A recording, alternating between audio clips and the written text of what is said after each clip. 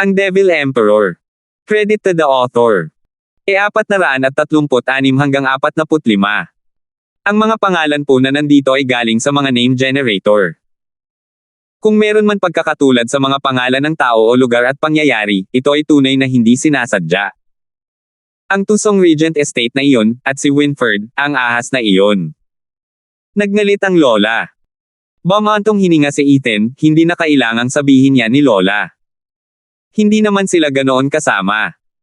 Ako ang nagtaksil sa'yo kahit na may koneksyon tayo. Akin ang responsibilidad. Ako lang din ang makakapaglabas ng sama ng loob mo. Kailangang gawin ng isang lalaki ang dapat gawin ng isang lalaki. Kaya ko yan. Naku, hindi. Katie wala Kindstone, hindi naman ako ganoon kamanhid para ipagdamot ito sa iyo. Hindi kita masisisi ngayon dahil alam ko na ang pinagmumula ng ating kasawian. Tama si Elder Baker. Kahit sino ay gagawa nito kung sila ang dahilan, kasama na ako. Wala akong karapatang husgahan ka, Katie wala Kindstone. Habang mas iniinda ni Ethan ang pagkain, lalo niyang pinapalungkot si Lola. Pinupuno niya ito ng guilt at kahihiyan. Naupo pa siya sa pagmumura sa Regent Estate, gusto ng kawawa, kasuklam-suklam, at masamang Regent Estate na iyon na magdulot ng alitan sa pagitan natin.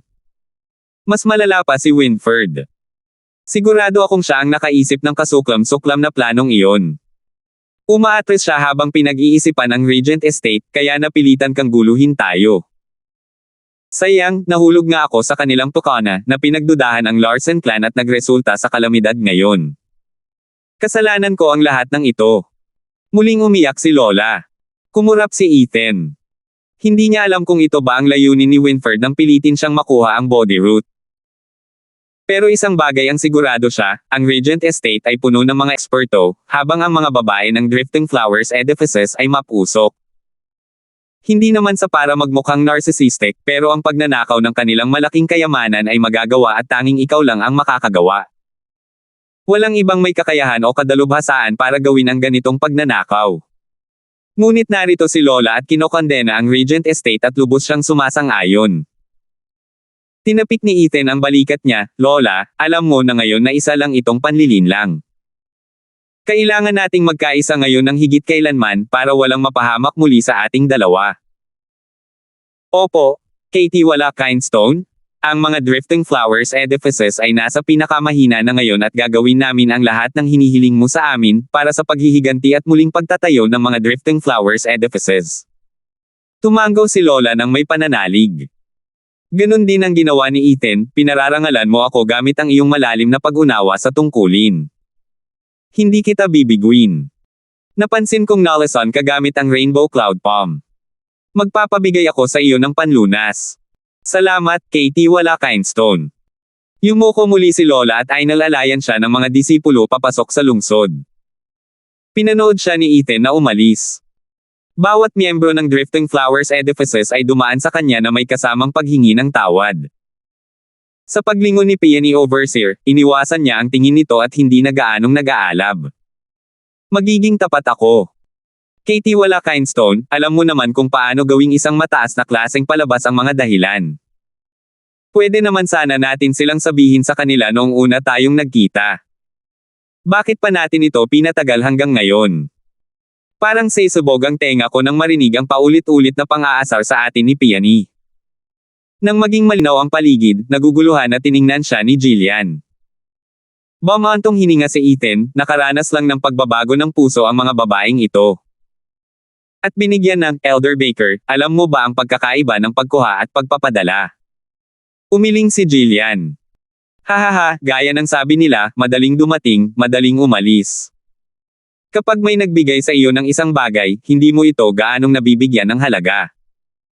Kung ginamit mo ang parehong dahilan mula sa simula, gaano man kaganda, hindi ka pa rin nila paniniwalaan. Sa kanilang patuloy na pagtatanong, na pinipilit akong sabihin ito, saka lang nila ito itinuring na katotohanan. At isa pa, hindi maaaring manggaling sa akin ang mga dahilan na ito. Kailangan itong manggaling sa ibang tao. Kaya naman, Elder Baker, salamat sa iyong pagsusumikap. Siguradong nahihirapan ang iyong mga tainga, hahaha. Tumawa si Ethan, guho na ang mga gusali ng drifting flowers at ang pagtulong ko ay maituturing na handog ng Diyos. Ngayong nalinaw na rin ang lahat ng pagdududa, wala na silang ibang mapagkakatiwalaan kundi ako. Ang tiwalang ito ay makakaapekto rin sa mga paparating na bahay, kaya't magiging maayos na ang reforma sa 3 bahay. Elder Baker, malamang ay inaabangan na ng Regent Estate ang Veiled Dragon Pavilion at Sword Marquis Abode ngayon. Magpadala ka ng mensahe sa kanila.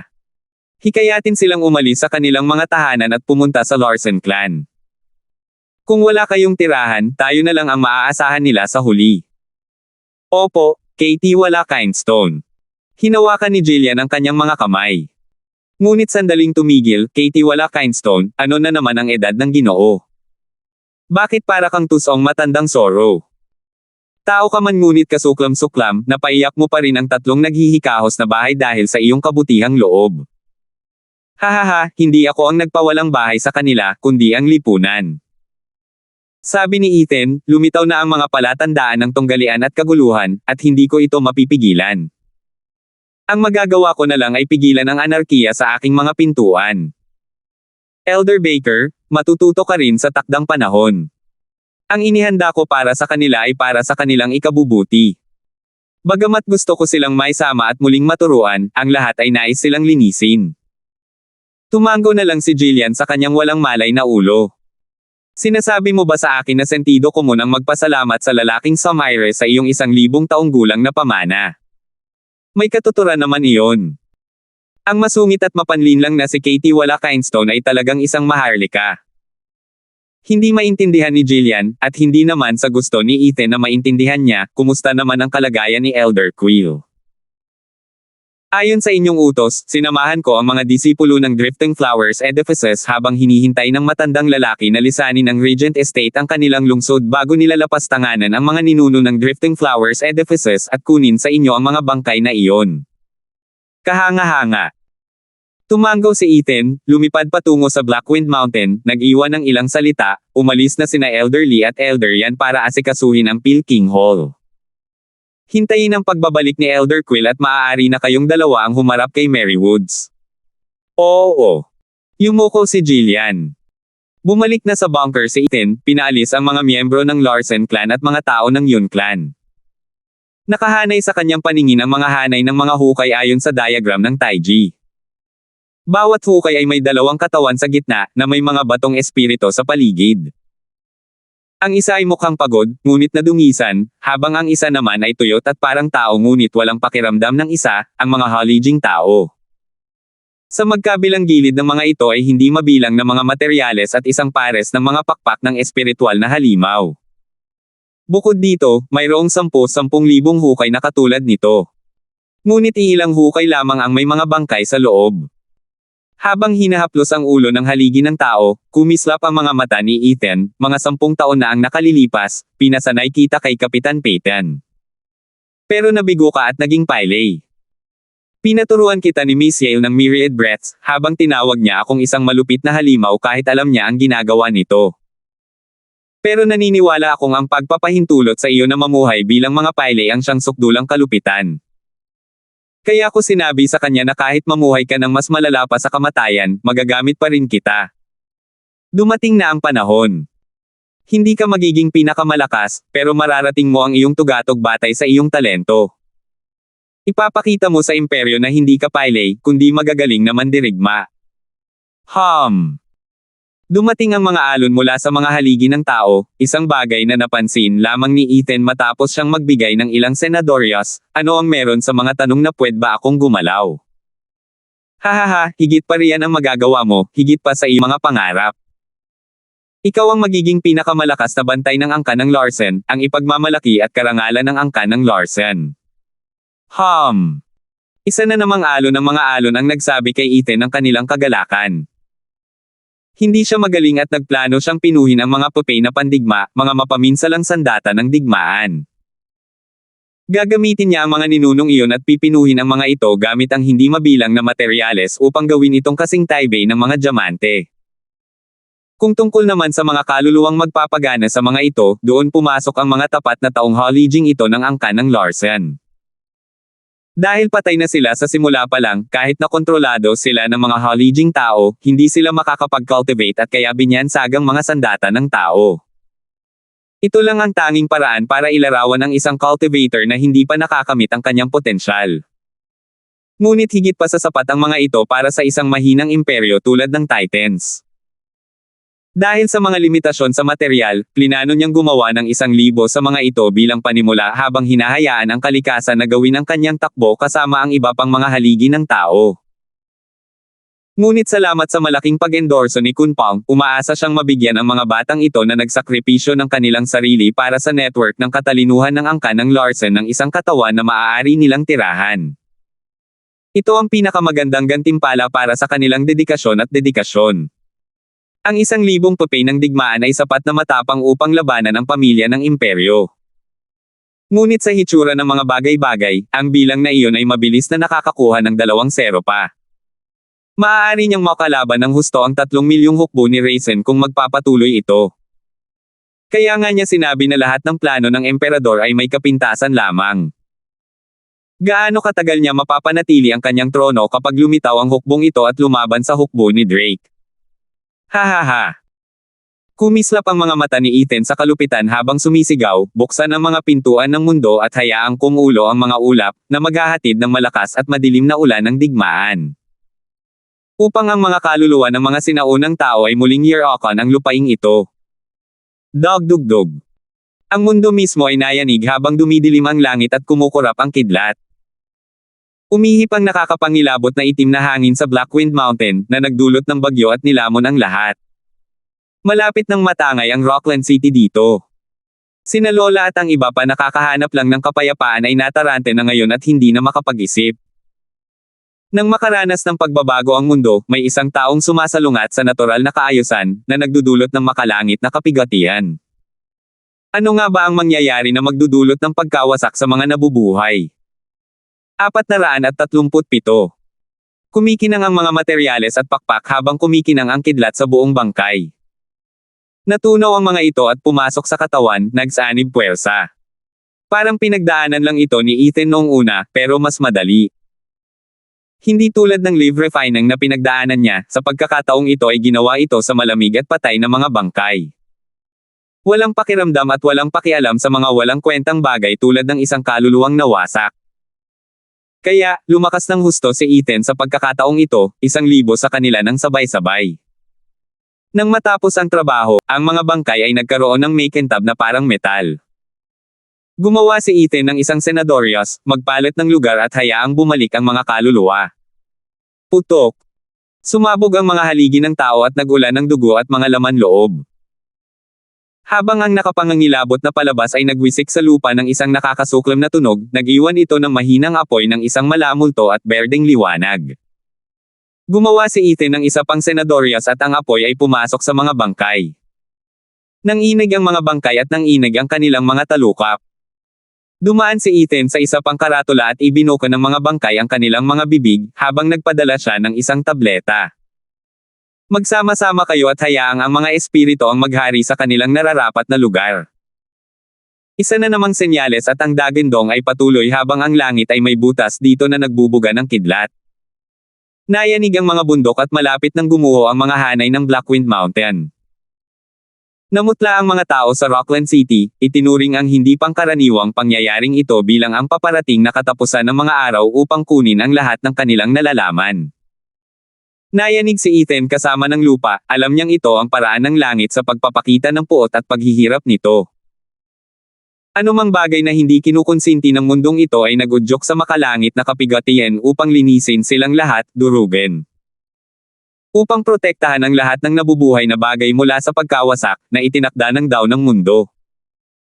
Habang pinino ni Ethan ang mga papel ng digmaan, ginagawa niya iyon, nilalabanan ang langit at ibinabagsak ang puot ng mundo sa kanyang ulo. Ngunit syado ng pinaghirapan niya ito para sumire sa lahat ng ito dahil sa isang maliit na kapigatian sa langit. Dahil buong-buo ang kanyang hangarin na pinuhin ang mga papel ng digmaan, may paraan siya para mapanatiling buhay ang mga papel ng digmaan, wika nga. Umalangaw-ngaw ang pagpitik ng kanyang mga daliri. Ang 4 na hanay ay nagsimulang maglabas ng maitim na ulap sa buong Rockland City. Ang itim na ulap ay gumalaw at umikot, nilalamon ang lahat ng tama ng kidlat. Balutan ng mata ng langit, ang araw at ang buwan, hanay ng ikasampung baitang, nakatagong dragon na anino. Kasabay ng isang sipol, tinakpan ng itim na ambon ang mga papay ng digmaan, at tuluyan silang natabunan.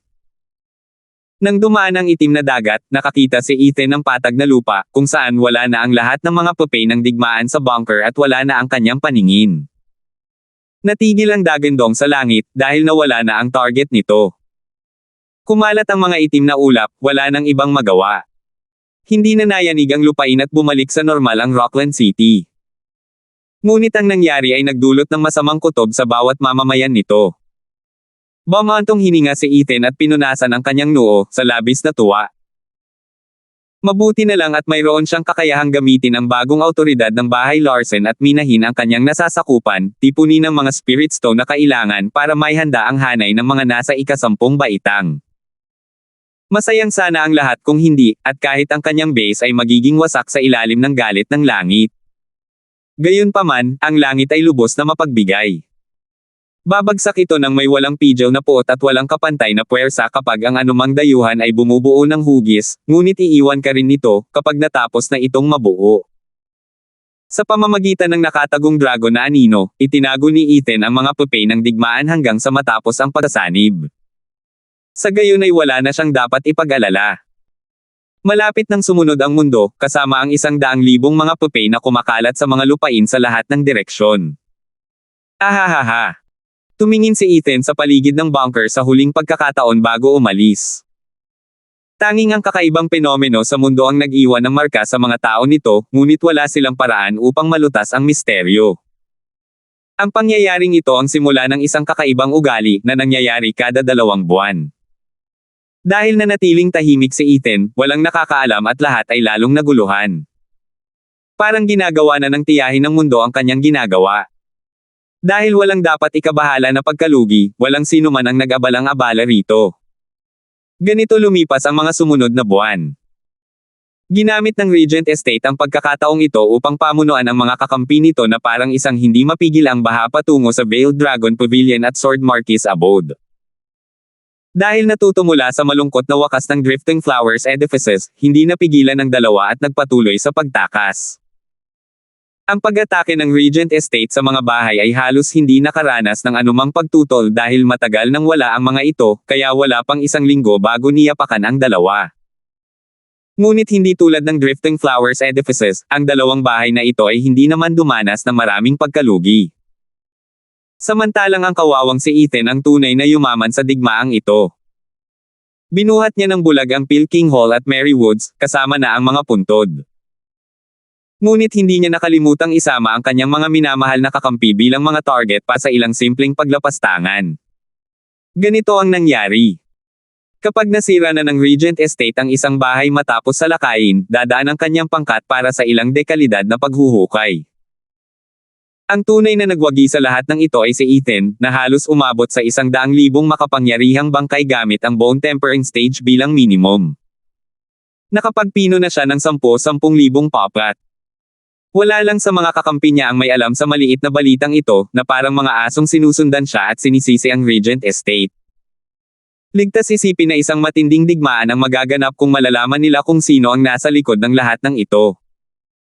Hanggang ngayon, ang pundasyon ng 7 bahay ay nananatiling mga durog na bato habang nabuo ang 2 panig. Ang natitira na lamang ay isang malupit at mahirap na digmaan para sa kataas-taasang kapangyarihan. Ang pangunahing bulwagan ng Blackwind Mountain ay puno ng mga pinuno ng bawat bahay. Sina Ethan at Dexter Larsen ay kumakatawan sa angkan ng Larsen, na umupo sa pangunahing upuan, habang ang iba ay ang kanilang 3 kakampi.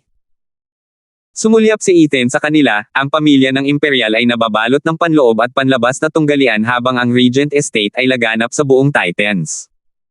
Parehong kampo ay nasa bingit ng pagkabigo. Ang digmaan ay kumakatok at hindi natin ito maiiwasan. Kung gayon, wala tayo.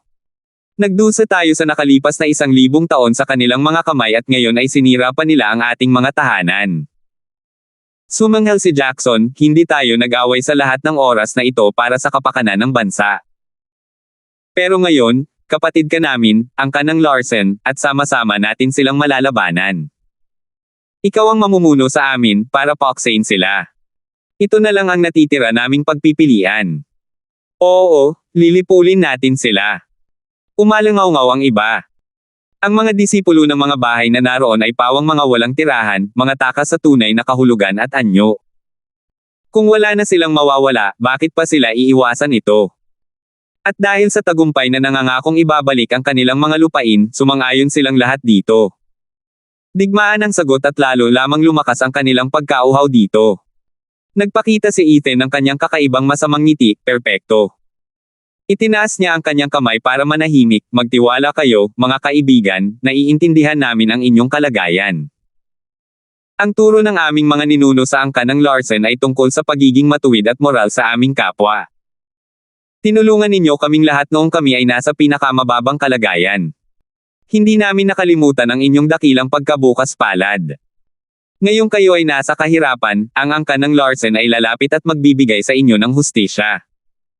Ito ang aking deklarasyon ng digmaan. Lalabanan namin sila hanggang sa huli. Oh! Itinaas ang mga kamao sa ere. Bumantong hininga ang ilan, pinupuri ang katapatan ni Katie Wala-Kinestone at ang kabaitan ng Larsen clan. Tanging si Dexter lamang ang medyo namula, pinagpapawisan tulad ng ibang elder ng Larsen clan na naroon. Totoong ang turo ng mga ninuno ng angkan ng Larsen ay tungkol sa katwiran, matapos marinig ang usapan nina Dexter at Andrea tungkol dito. Ngunit mula nang maupo si Ethan sa pamumuno, ang salitang iyon ay binura at inalis sa bokabularyo ng angkan ng Larsen, napalitan ng mas mabuti at mas totoong layunin, tulad ng pansariling interes sa simula pa lang. Ginamit lang ito ni Ethan bilang kasangkapan, ngunit dahil sa kanyang magandang pananalita at taos-pusong pagkilos, lahat ay nabigyang inspirasyon, nahikayat, at napuno ng uhaw sa labanan. Hanggang sa puntong ibigay nila ang kanilang buhay para dito. Nakakatawa, kung puro katwiran lang naman, baka hindi sila ganoon kasang-ayon kay Ethan. Pero dahil sa sobrang kasuklam-suklam at kasuklam-suklam niya para magbigay ng ilang insentibo para sa lahat, sumang-ayon silang lahat. Gaya ng sinabi ni Ethan, sa mundong ito kung saan kinakain ng malalakas ang mahihina, ang pagsunod sa katwiran lamang ang maghahatid sa isang tao sa kapahamakan, tulad ng sa angkan ng Larsen noong natagpuan niya ito. Nang maunawaan ito, kumislap ang mga mata ni Dexter at tumayo, bilang pinuno ng angkan ng Larsen, ako ang gagawa ng deklarasyon ng digmaan, upang supulin ang Regent Estate at mabigyan kayo ng hustisya. Gamit ang marangal na kilos at makapangyarihang boses, mas lalo pa niyang pinalakas ang kanilang pagkakaisa. Tumanggaw si Ethan, lumaki na rin ang bata sa wakas. Kung walang kadiliman na sumusuporta rito, ang liwanag ay magiging parang alikabok na tinatangay ng hangin. Sa kabilang panig, handa na ang deklarasyon ng digmaan ng Regent Estate, na ipinadala ito sa kanilang huling layunin, ang angkan ng Larsen. Nilinis ng mga tao ang silid ng matapos ang negosasyon. Si Milo na lang ang natira at ngumiti si Winford, Sir Milo, narinig kong malapit ka sa pangalawang prinsipe. Lubos ang tiwala niya sa akin. Tumanggaw si Milo. Kung gayon, paibalik sa kanyang tabi. Kami ni Conrad ay may pagkakaunawaan, ngunit pagdating sa matandang Zorro na iyon, kailangan pa rin namin ng katiyakan at kailangan naming maghanda ng plano B. Dahil malapit na kaming makipagdigma sa angkan ng Larsen, wala nang mas kakasuklaman pa ako kaysa sa makialam ang pamilya ng imperyo. Kumurap si Milo at ngumiti, hahaha, para ka talagang si Ethan. Huminto si Winford at tumingin sa kanya, hahaha, naiintindihan ko. Kaya binigyan ka rin niya ng road pass. 438. Ang mga deklarasyon ng digmaan ay kumalat, idinikit sa mga lansangan ng Titans, at nagdulot ng takot sa puso ng mga tao nito. Ang Regent Estate, sa pamamagitan ng karapatan nitong imperial, ay nagdeklara ng sarili bilang hari. Una nitong aalisin sa lupain ang traidor na angkan nina Ethan at Larsen, at nangangakong lilinisin ang bansa mula sa mga inapo nito, na magdadala ng kapayapaan. Inakusahan ni Ethan ang Regent Estate ng mga karumaldumal nitong kilos, panlilinlang, pagbabanta, at pagkukunwari upang makuha ang 7 maharlikang bahay. Hindi mabilang ang mga krimen nito. Taglay ang kapangyarihang inilaan sa angkan ng Larsen bilang ikawalong maharlikang bahay, inako nila ang tungkulin ng isang tapat na lingkod ng isang pinuno na alisin sa mundo ang mga kasuklam-suklam na mababang uri na ito at pawiin ang kadiliman. Ang karaniwang mamamayan ay mukhang mas nalilito kaysa dati. Ang Titans ay nasa ilalim ng pamamahala ng angkan ng Luen. Sino mang nagmarcha sa ngalan ng pamilyang imperial ay may katwiran sa kanyang tabi. Ipinagawa ng emperador si Ethan bilang isang lalaking pinaghahanap at ang Regent Estate ang inatas ang alisin siya. Alam iyon ng lahat. Ngunit mula sa deklarasyon ni Ethan, tila napagdesisyonan ng Regent Estate na mali ang naging conclusion ng emperador sa pamamagitan ng pamimilit at paninirang puri. Dahil sa paniniwalang ang mga tapat na opisyal ay karaniwang kinukutya ng mga tiwali, inangkin ni Ethan na isa siyang tanggulan ng katapatan. Ang kanyang pagiging wanted ay dahil sa mga pukana ng Regent Estate at sa pagpapanggap na emperador. Gusto niyang alisin ang katiwalian at hayaan ang emperador na mag-isip ng malinaw. Kaya naman nag-alsa laban sa Regent Estate. Mukhang may sapat na dahilan si Ethan para gawin din ito. Pero ang nagpatigil sa pag-iisip ng lahat ay kung sino ang mali at sino ang tama. Dapat ang pamilya ng imperyo ang maglilinaw sa puntong ito, ngunit ang soberanya ay tahimik na tahimik. Ang emperador ang naglabas ng utos na ipapatay si Ethan, ngunit ngayon ay hindi na niya ito pinansin. Ang dakilang emperador ay nagpanggap na ulila.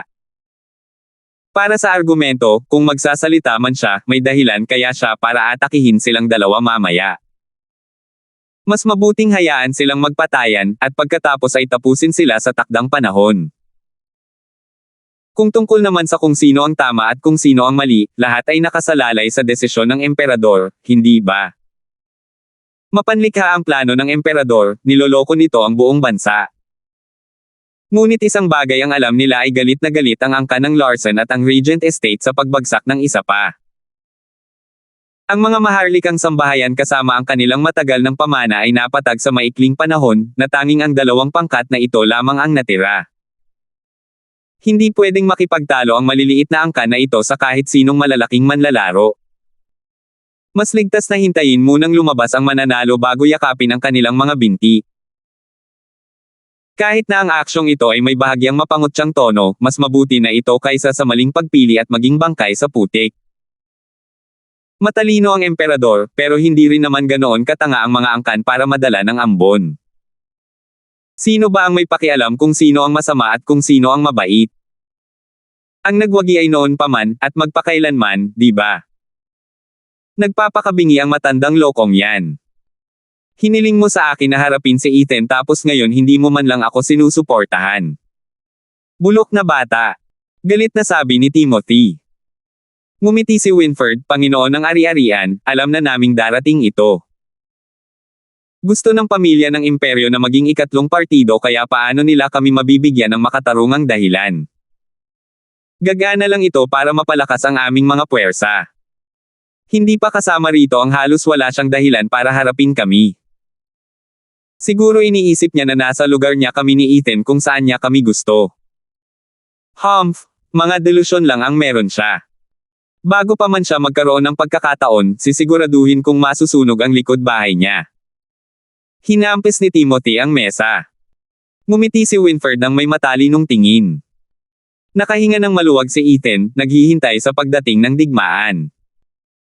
Matagal na niyang nalaman ang reaksyon ng pamilya ng imperyo at naisip niya ang katawa-tawa at magarbong pagbagal na iyon para sa parehong dahilan. Ipininta niya ang kanyang sarili bilang larawan ng katapatan dahil wala namang sino man ang naroon para pabulaanan siya. O kaya naman ay gagamitin ng Regent Estate ang pangalan ng isang tapat na opisyal para mapataas ang kanyang ranggo at wala na siyang maiiwang anuman. Mas mainam ang ganitong paraan. Hihihi, ako'y kasing matuwid mo at kasing sala. Ginagawang patas at tapat ang digmaang ito. At tungkol naman sa pamilya ng imperyo na naghahadges ng mga kawit. Hindi magtatagal na tahimik ang kanyang bakuran. Nakangiting tumingin si Ethan sa direksyon ng kabisera ng imperyo, tiwala sa kanyang mga maaaring mangyari. Gayunpaman, sa palasyo ng imperyo, ang emperador na nakaupo sa kanyang trono ay may mapanlinlang na tingin sa kanyang mga mata paminsan-minsan. Marshal Drake, Oras na. Utusan ninyo ako, kamahalan. Yumuko si Raisin. Sabi ng emperador, si Marshal Drake, na ang dahilan ay ang paglipol sa mga taksil, ay magtipon ng 1,000,000 tauhan. Sigurado akong alam mo na ang susunod na gagawin. Naiintindihan ko. Bumantong hininga si Raisin sa loob-loob niya, at umiling sa pagkatalo. Gusto ng emperador na paksay niya ang lahat ng mga traidor. Kung sino ang mga ito, hindi niya sinabi. Para na rin itong paghiling na patayin silang lahat. At siguradong handa na ang emperador na ilabas ang kanilang listahan ng mga krimen anumang oras. Ngunit ang makipagdigma laban sa kanyang inaanak ay isang bagay na nahirapan ang matandang marshal na ito. Ngunit ibinigay na ng emperador ang kanyang utos at kailangan niyang sumunod. Kamahalan, ang aking pag-alis ay magdudulot ng malaking kaguluhan sa kabisera ng imperyo. Natatakot ako. Ayos lang. Labis na nag-aalala si Raisin ngunit pinutol siya ng emperador, may mga plano na ako para sa pangyayaring ito. Makakaalis ng walang kahirap-hirap si Marshal. Ang planong ito ang magre-resolba sa kritikal na sitwasyon ni Titans. Walang pagkakamali ang pinapayagan. Naiintindihan ko. Yumuko si Raisin at umalis sa palasyo. Labis ang kalungkutan ng emperador nang makita siyang umalis, Marshal, para sa ikabubuti ng bansa, wala akong magagawa kundi maging malupit. Pagkalipas ng ilang araw, kumalat sa lahat ang balita ng pagkilos ng hukbo ni Raisin. Nagtawanan sina Ethan at Timothy. Tanging ang punong ministro lamang ang nakasimangot. Muling dumula sa harap niya ang obscure wolf, tuwang-tuwa, punong ministro Hale, maging si Raisin ay umalis na sa tabi ng emperador. Ito ang pinakamagandang pagkakataon natin sa ngayon. Maghihintay kami. Nakakunot ang noo ni Conrad habang nakakunot ang noo. Hindi mapakali si Leandro, ginoong punong ministro, wala na ang lahat ng tapat na nasasakupan ng emperador. Wala na siyang kalaban-laban. Kung hihintayin natin siyang ayusin ang lahat ng alitan, sa loob at labas ng korte, huli na ang lahat. Ilang araw na rin tayong pinipilit ng garrison na umalis. Hindi na tayo makapaghintay ng matagal. Bumantong hininga, magulo ang isip ni Conrad. Sa wakas ay nagsalita siya, maghintay tayo. Para saan? Ginoo, punong ministro, ano ang pumipigil sa iyo? Galit na ngayon si Leandro.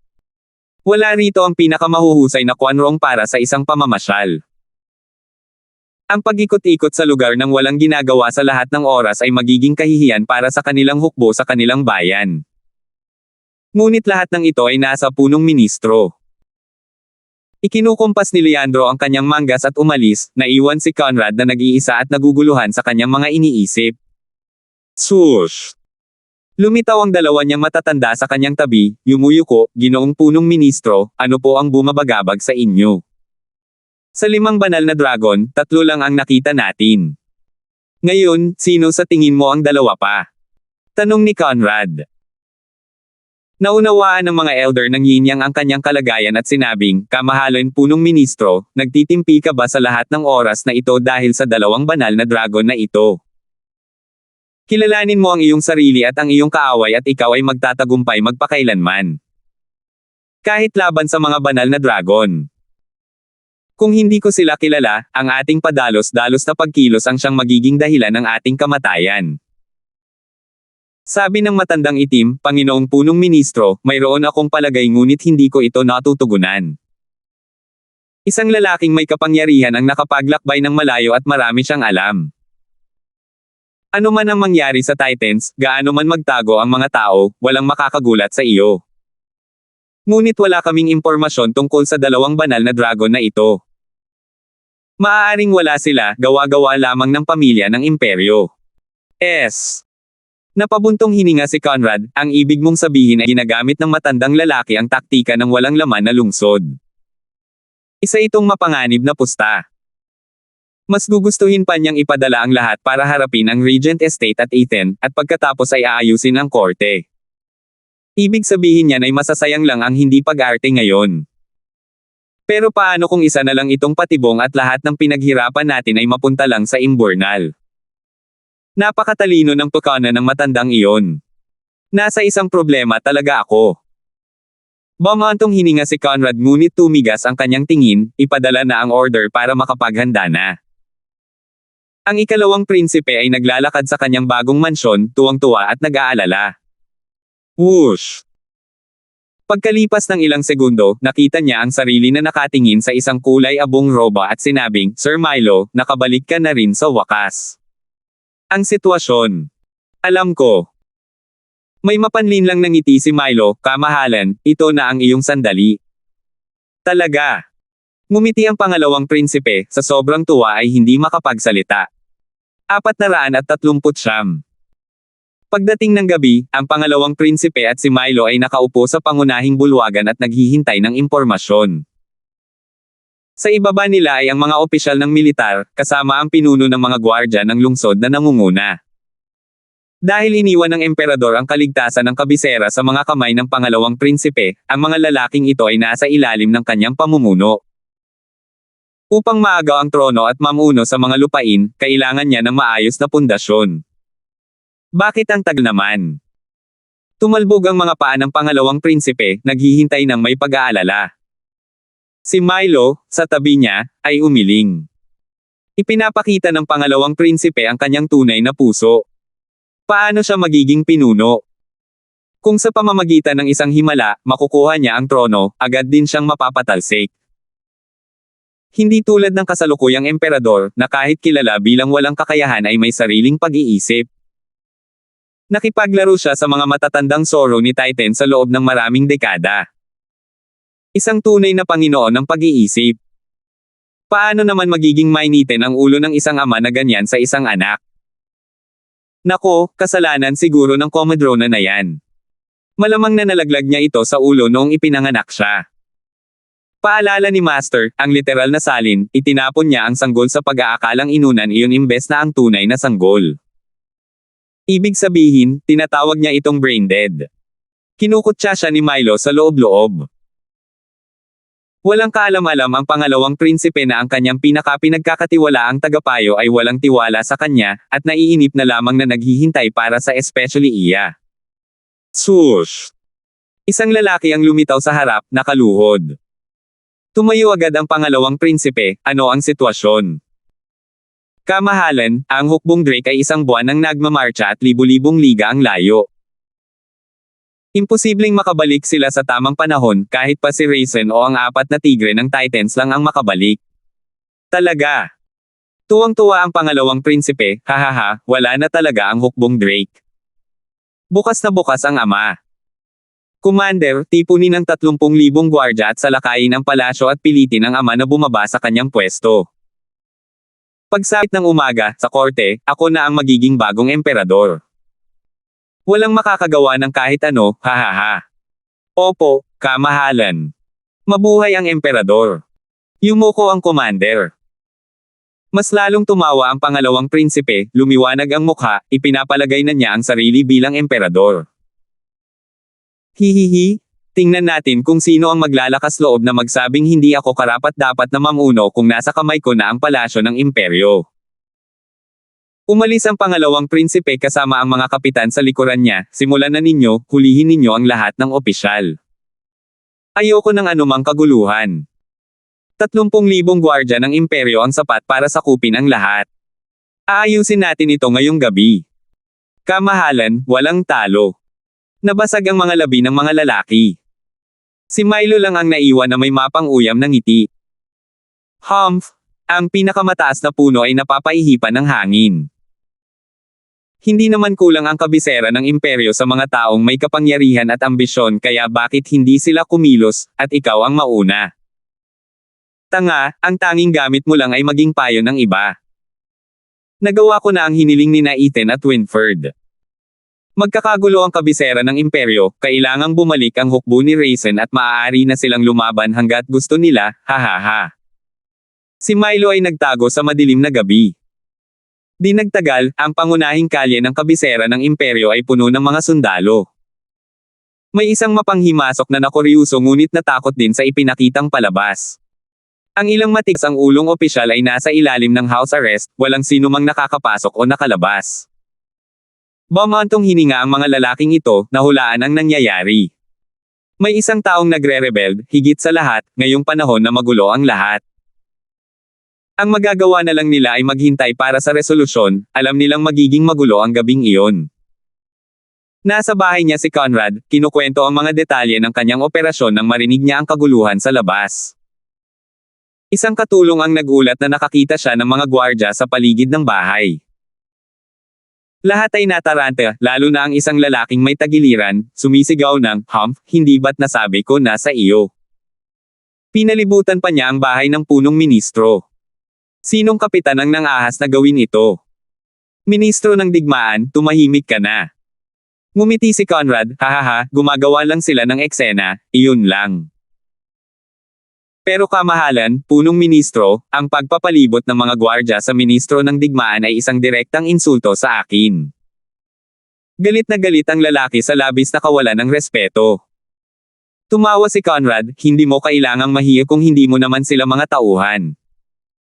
Naghihintay pa rin ang mga tauhan natin sa labas. Hayaan mo na lang ang mga halimaw na ito na maghanap hanggat gusto nila, saka tayo magpapasya sa ating gagawin. Kumislap ang mga mata ni Conrad. Ang ministro ng digmaan ay nagpakita ng isang tusong ngiti bilang tugon, tumango at umupo. Sa loob ng palasyo ng imperyo, nasa kanyang mesa ang emperador ng Makar, inig siya ng isang sigaw at isang katulong ang nataranta at lumapit, kamahalan, kay nakakakilabot ito. Dahan-dahan lang. Nanatiling kalmado ang emperador. Huminga ng malalim ang lalaki at sinabi, isang A-class, kamahalan. Inaatake nila ang palasyo ng imperyo at nalulugi na tayo. Ano? Mabilis na tumayo ang emperador. Ngunit nagmakaawa ang alipin bago siya makaalis, kamahalan, napakadelikado. Gamitin po sana ninyo ang lihim na lagusan at tumakas. Ako ang pinuno ng bansang ito. Paano ako makakatakas mula sa aking mga lupain? Sumanghal ang emperador at lumabas, sino nga ba ang mga ngahas na kumilos ng may ganitong kawalang galang? Sa matinis na tingin ng emperador, bumantong hininga ang katulong at sumunod sa kanya. Lumabas lang sila at kumislap ang apoy sa kalangitan kasabay ng mga sigawan at dagindong na umalangaw-ngaw sa lahat ng dako. Nakita nila ang sunod-sunod na pagsalakay ng mga sundalo sa palasyo ng imperyo at ang mga bantay ng imperyo ay naiurong. Nakilala rin niya kung sino ang mga rebelde, ang mga bantay ng lungsod. Hinihingal, sa 3,000 bantay ng imperyo, 300 na lamang ang natitira, duguan at sugatan. Pinalibutan nilang lahat ang emperador, seryoso ang kanilang mga mukha. Nakapikit ang emperador at masayang tumingin, anak ko, bakit mo ginagamit ang mga bantay ng lungsod para sa sarili mong kabuhayan at sinasalakay ang palasyo ng imperyo? Hahaha, o amang imperial.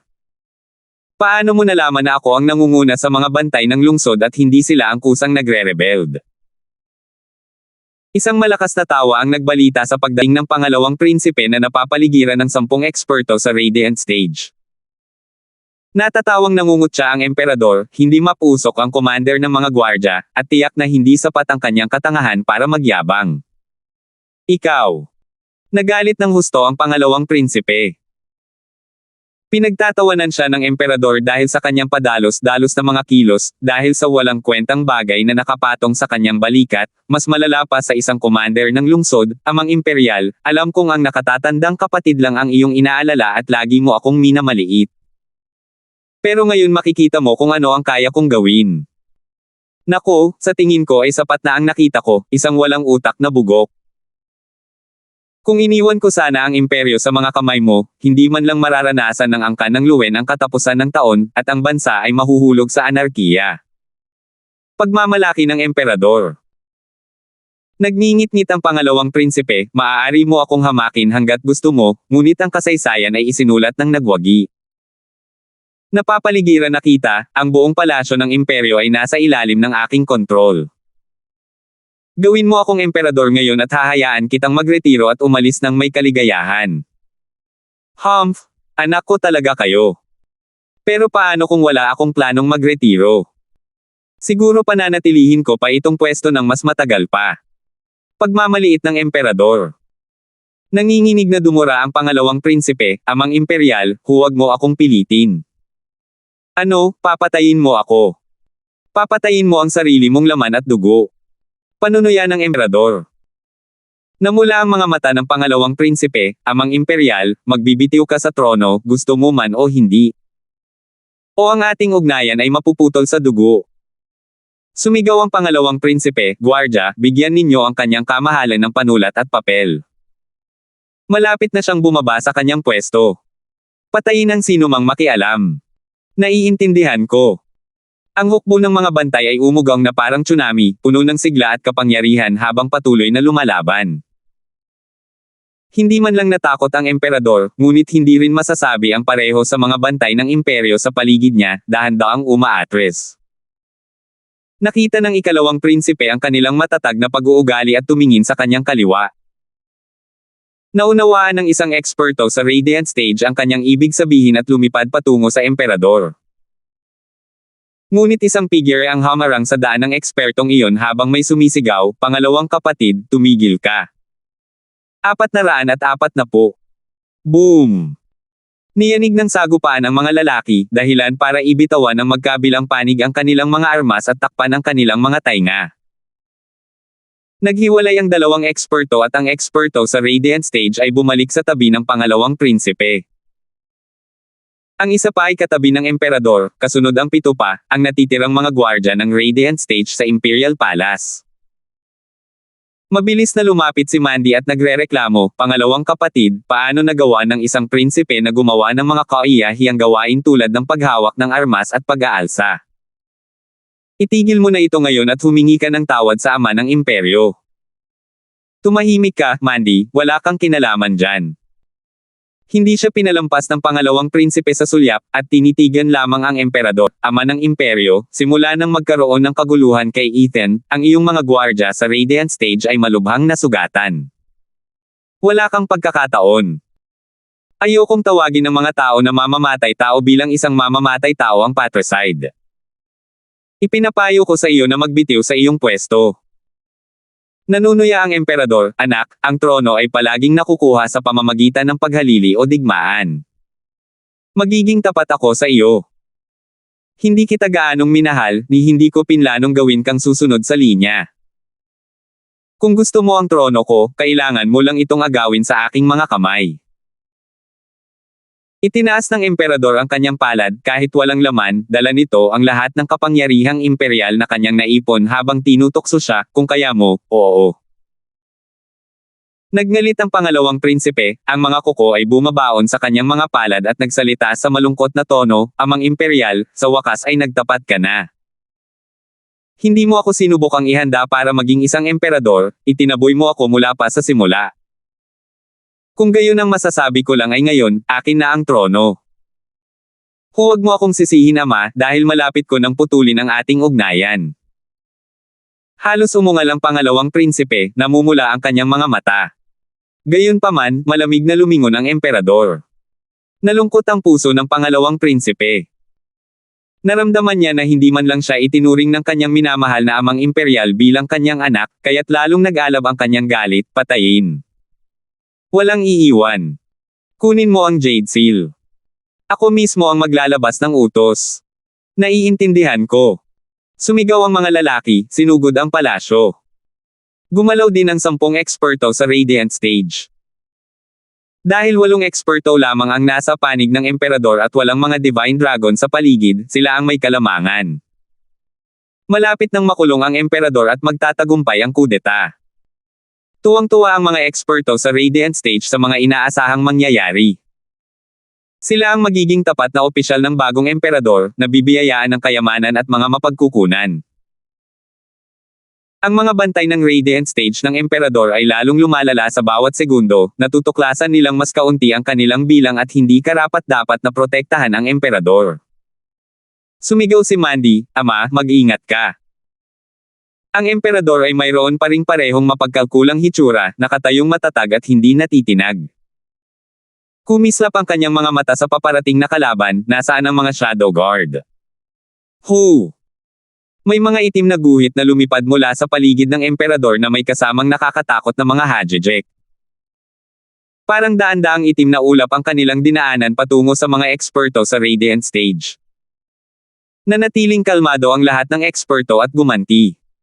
Ngunit ang kanilang mga pag-atake ay tumago sa dilim, walang epekto. Habang ang mga Shadow Guard ay umaasa sa kanilang malalakas na kaluluwa at hindi masayang manakit sa kalaban, kahit papaano ay maaari nilang guluhin ang kanilang mga isipan at takutin sila. Halos walang Radiant Stage expert sa mga Shadow Guard, pero dahil sa kanilang mga nakakatakot na pamamaraan at sa kanilang bilang, walang nagawa ang kalaban na labanan ang kanilang panliligalig. Ang mga gwardya ng Radiant Stage ng Emperador ay puno ng pagkauhaw sa dugo. Dahil abala ang mga eksperto dahil sa mga Shadow Guard, mananakawan sila ng buhay.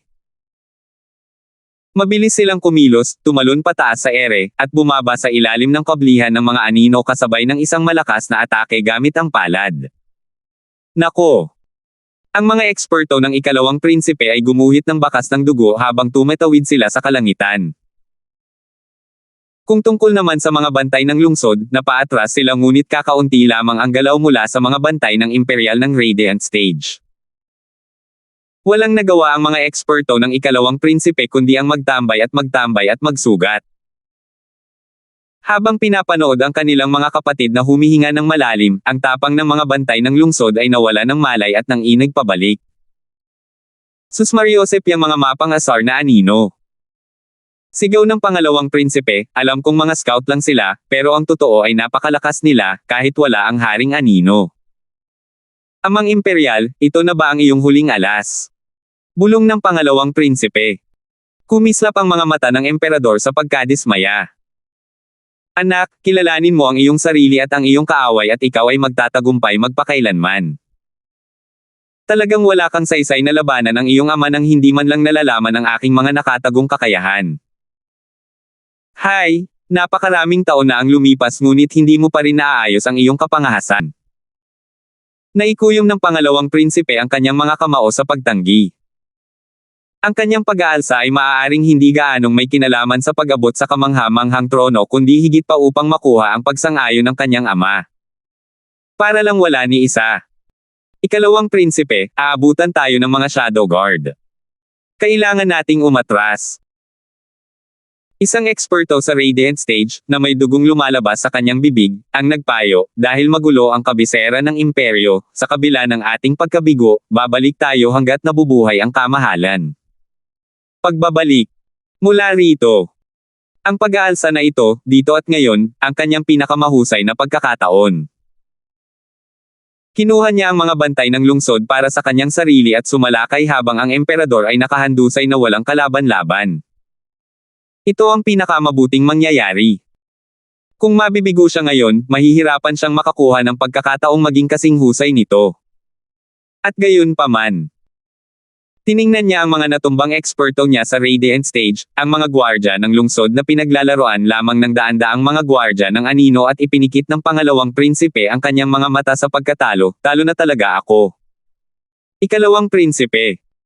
Pagpupumilit ng isa pang eksperto. Iminulat niya ang kanyang mga mata at pinigilan ang kanyang boses, umatras ka. Mabilis na nakatakas ang pangalawang prinsipe at ang kanyang mga ekspertong nangunguna. Ngunit paminsan-minsan ay lumingon siya sa emperador habang nakasunod sa kanya ang mga bantay ng lungsod. Ang mga mata ng emperador ay napuno ng panaghoy. Habulin mo sila. Sigaw ng isang gwardya ng Radiant Stage nang makita silang tumatakbo. Bumantong hininga ang emperador, sabay kaway, hayaan mo na siya. Natigilan ang mga gwardya ng Radiant Stage, ngunit tumango sila. Ang kamahalan ay ang Panginoong kataas-taasan ngunit isa pa ring ama. Naghimagsik ang pangalawang prinsipe ngayong gabi ngunit pinayagan pa rin siyang umalis ng kamahalan. Bagamat hindi itinuloy ng emperador, may ilang mastusong individual na hindi bibitaw sa pangunahing pagkakataong ito. Palabas na ng palasyo ng imperyo ang pangalawang prinsipe habang nilalabanan ang mga humahabol ng may isang malakas na kalabog na nagpakita ng mga sulo na nagliliwanag sa kabila ng mga tarangkahan na tumatama sa libu-libong mukha. Pinagmasdan ng ikalawang prinsipe ang dagat ng mga ilaw at dumura, Koronadong prinsipe, ikatlong kapatid, naparito ka ba upang tambangan ako? Pangalawang kapatid, ang lakas ng loob mong itaas ang iyong mga armas laban sa aming emperador at kinasuhan ka ng mga karumal-dumal na krimen. Nako, kumusta na ang amang imperial? Lumapit ang prinsipe ng korona at nagtatanong. Nag-aalala si Charlie, pangalawang kapatid, kumusta ang amang imperial at si Mandy. Hindi mo sila maaaring saktan ng ganoon kalamag. Humph, matandang ikatlong lalaki, kapag pinag-uusapan ng mga tao ang mababang loob, matangos ang mata, at matabang ulong hanggal, ikaw ang tinutukoy nila. Akala ko ay halata na ngayon kung ano ang kalagayan nila kung titingnan mo ang aking taunang hukbo. Nanunuya ang pangalawang prinsipe, hahaha, kuya, napaka-maalalahanin mo talaga. Sigurado akong matagal mo nang hinihintay ang pagkakataong ito. Dahil may kasalanan akong pagpatay sa hari, may karapatan kang pabagsakin ako at agawin ang trono. Humph, parang isang tunay na alupihan. Ngayon naiintindihan ko na kung bakit ka ginawang prinsipe ng imperial. Napakamaparaan mo talaga. Malamig siyang tinitigan ng korona prinsipe, pangalawang kapatid, padalos-dalos ka sa conclusion. Kaligtasan lang ng ama ng imperyo ang nasa isip ko. Ganito ba ang gusto mo ngayon? Kung gayon, dapat ay nakahinga ka ng maluwag na malaman na ang amang imperial ay larawan ng kalusugan, malakas na parang kabayo. Matagal pa bago mo makuha ang kanyang kapa, mga dekada pa nga, hahaha. Tumawa ang pangalawang prinsipe, na siyang ikinagulat ng prinsipe ng korona. Sayang talaga ang pangalawang kapatid. 441. Tuwang-tuwa ang ikatlong prinsipe nang malaman niyang ligtas ang emperador, ayos lang ang nakatatandang kapatid, ang amang imperial, at si Mandy. Nakarating tayo sa tamang oras. Ang kalangitan ay nasa tabi ng amang imperial. Tumango ang korona prinsipe, mukhang kalmado, ngunit nang makita niya ang pangalawang prinsipe, sumigaw ito, pangalawang kapatid, ikaw ay inakusahan ng pag-uudyok ng rebelyon. Sumuko ka at hayaan mong dalhin ka namin sa harap ng amang imperial para sa iyong sentensya. Nanunuya ang pangalawang prinsipe, may isa ka pang darating kung sa tingin mo ay ganoon lang kadali. Maaaring nabigo ako, pero nariyan pa rin ang aking mga gwardya, ang aking mga eksperto sa Radiant Stage. Madali lang kitang malampasan. Gusto ba? Tumingin sa kanya ang korona prinsipe nang nakangiti at sumigaw sa karamihan, mga opisyal ng bantay ng lungsod, nakalimutan na ba ninyo kung kaninong mga tauhan talaga kayo? Humawak kayo ng armas laban sa inyong Panginoon, ngunit ang inyong pangalan ay nasa talaan pa rin. Maaari kayong tumakbo, ngunit paano ang inyong mga pamilya? Hahatulan ba ninyo sila sa pagkalipol? Nanginig ang bawat bantay ng lungsod nang marinig ito at bumagsak ang kanilang moral. Nakasimangot, nihalata ng pangalawang prinsipe ang panlilinlang ng prinsipe korona at nagliyab ang kanyang mga mata. Tumawa ang korona prinsipe, at muling kinausap ang mga lalaki, kayong lahat ay mga tapat na sundalo ng bansa, matitigas at masisipag. Hindi ito ang dapat na paraan para maitala kayo sa kasaysayan. Kayo rin ay mga biktima ng pag-aalsa na ito. Umatras kayo, tumalikod, at ipinapangako ko, sa aking pangalan bilang korona prinsipe, na hindi napapansinin ng kanyang kamahalan ang inyong ginawang ito.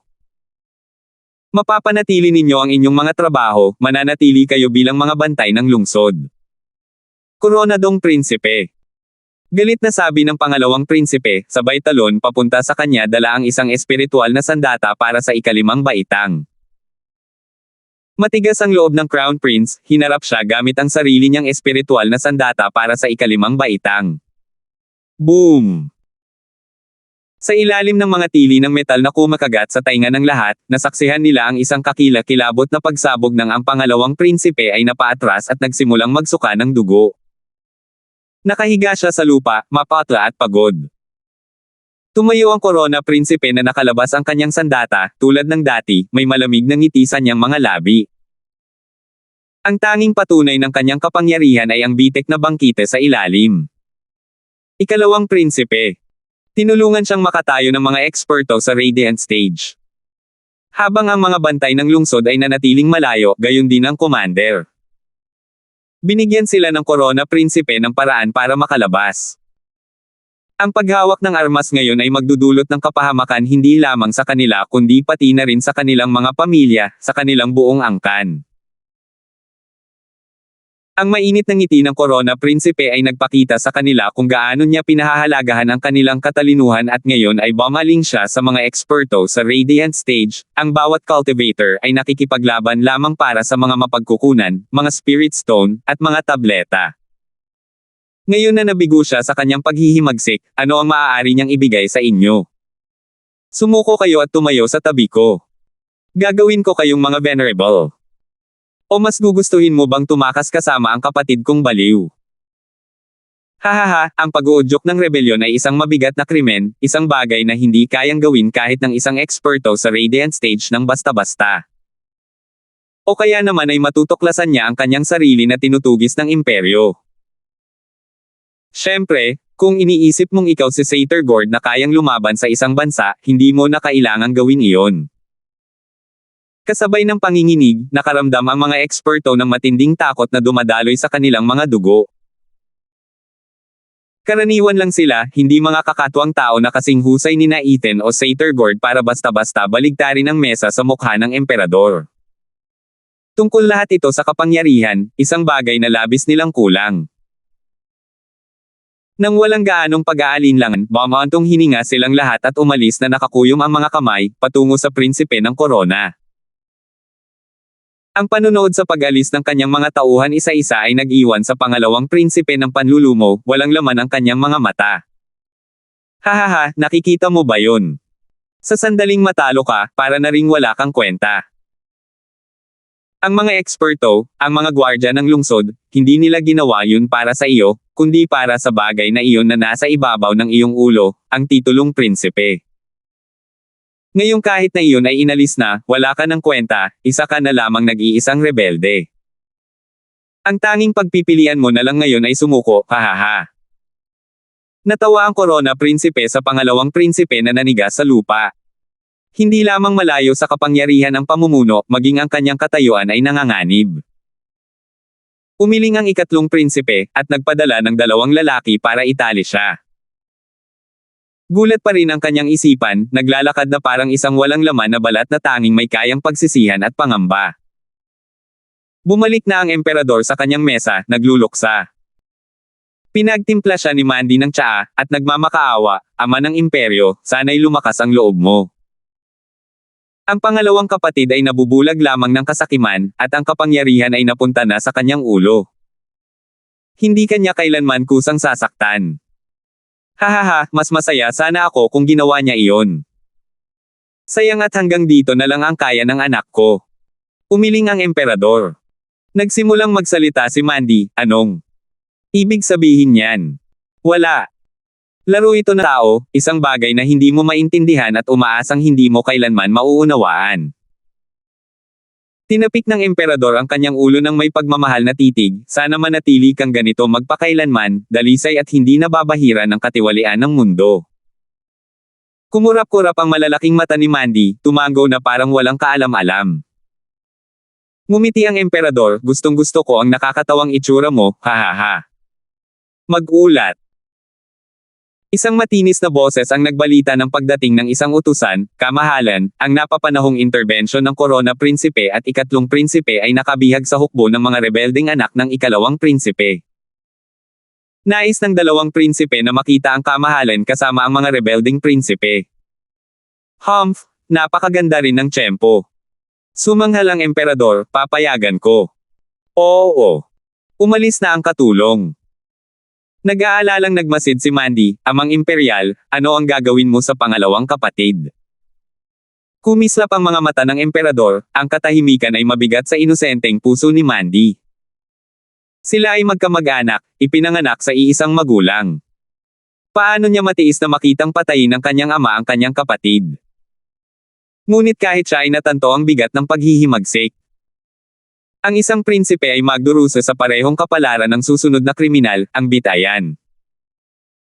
Ang katotohanan na wala siyang magagawa upang ipagtanggol ang kanyang kaso ay lalo lamang nagpabigat sa kanyang puso.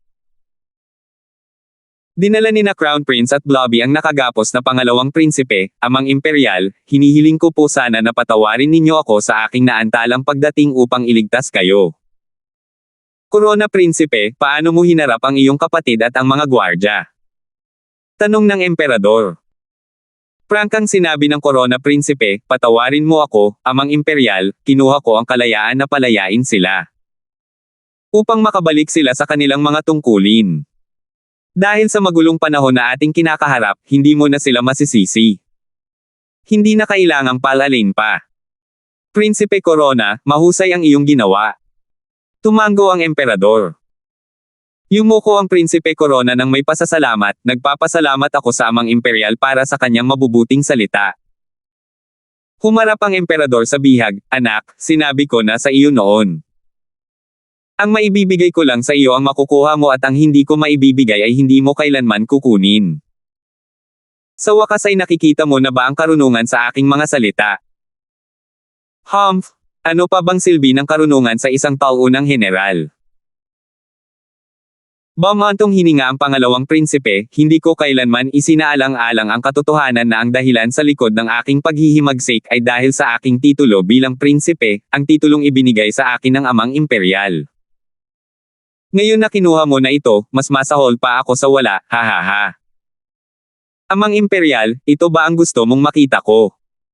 Umiling ang emperador, walang hanggan ang langit at malawak ang lupain, ngunit ang kapangyarihan ng emperador ay higit pa sa kanilang lahat. Gusto ko lang sabihin sa iyo na ako ang tunay na pinuno ng Titans. Maaari mong gawin ang anumang palabas na gusto mo, basta't hindi ka magre-rebelde. Bumantong hininga ang ikalawang prinsipe, habang nakayuko ang ulo. Kumislap ang mga mata ng prinsipe ng Corona. Amang Imperial, maaari ko bang tanong kung ano ang hatol ng ikalawang prinsipe? Tanong ng mataba. Lahat ng mata ay nakatuon sa emperador. Tanging ang pangalawang prinsipe lamang ang nakayuko, sa hukay ng kawalan ng pag-asa. Huminga ng malalim ang emperador, mga gwardya, ay pakulong ninyo ang pangalawang prinsipe na si Yundal, kung saan niya gugugulin ang natitirang bahagi ng kanyang buhay. Nang inig ang pangalawang prinsipe, hindi makapaniwala sa kanyang narinig. Nagrebelde siya at dapat sana'y binigyan ng lubad, kaya bakit? Walang hanggan ang pagmamahal ng isang ama. Maaaring matagpuan mo sa iyo na kunin ang buhay ko para sa trono, ngunit hindi ko kailanman iisipin kahit isang segundo na patayin ang anak ko. Alisin mo siya. Pangungot siya ng emperador at bumantong hininga. Hindi nagsalita ang pangalawang prinsipe kahit na kinakaladkad na siya palayo ng mga gwardya ng imperyo, ngunit namula ang kanyang mga mata. Naging masigla ang mataba at si Mandy. Mukhang masaya ang Prinsipe Corona, ngunit nahalata ng emperador ang pagkadismaya sa mga mata nito. Corona Prinsipe, kailangang magpakita ng awa ang isang Panginoon. Hindi na siya maaaring humadlang sa iyong daan. Bilang babala at payo, nagsalita ang emperador ng isang pitik ng kanyang manggas, pinaalis silang lahat. Nang inig ang prinsipe ng Corona, malungkot ang mukha habang naglalakad siya palayo ng nakayuko ang ulo. 442. Sa wakas, sumikat ang araw sa kabisera ng imperyo pagkatapos ng magulong gabi, at nakitang nasa kani-kanilang pwesto na ang mga bantay ng lungsod at naibalik ang kaayusan.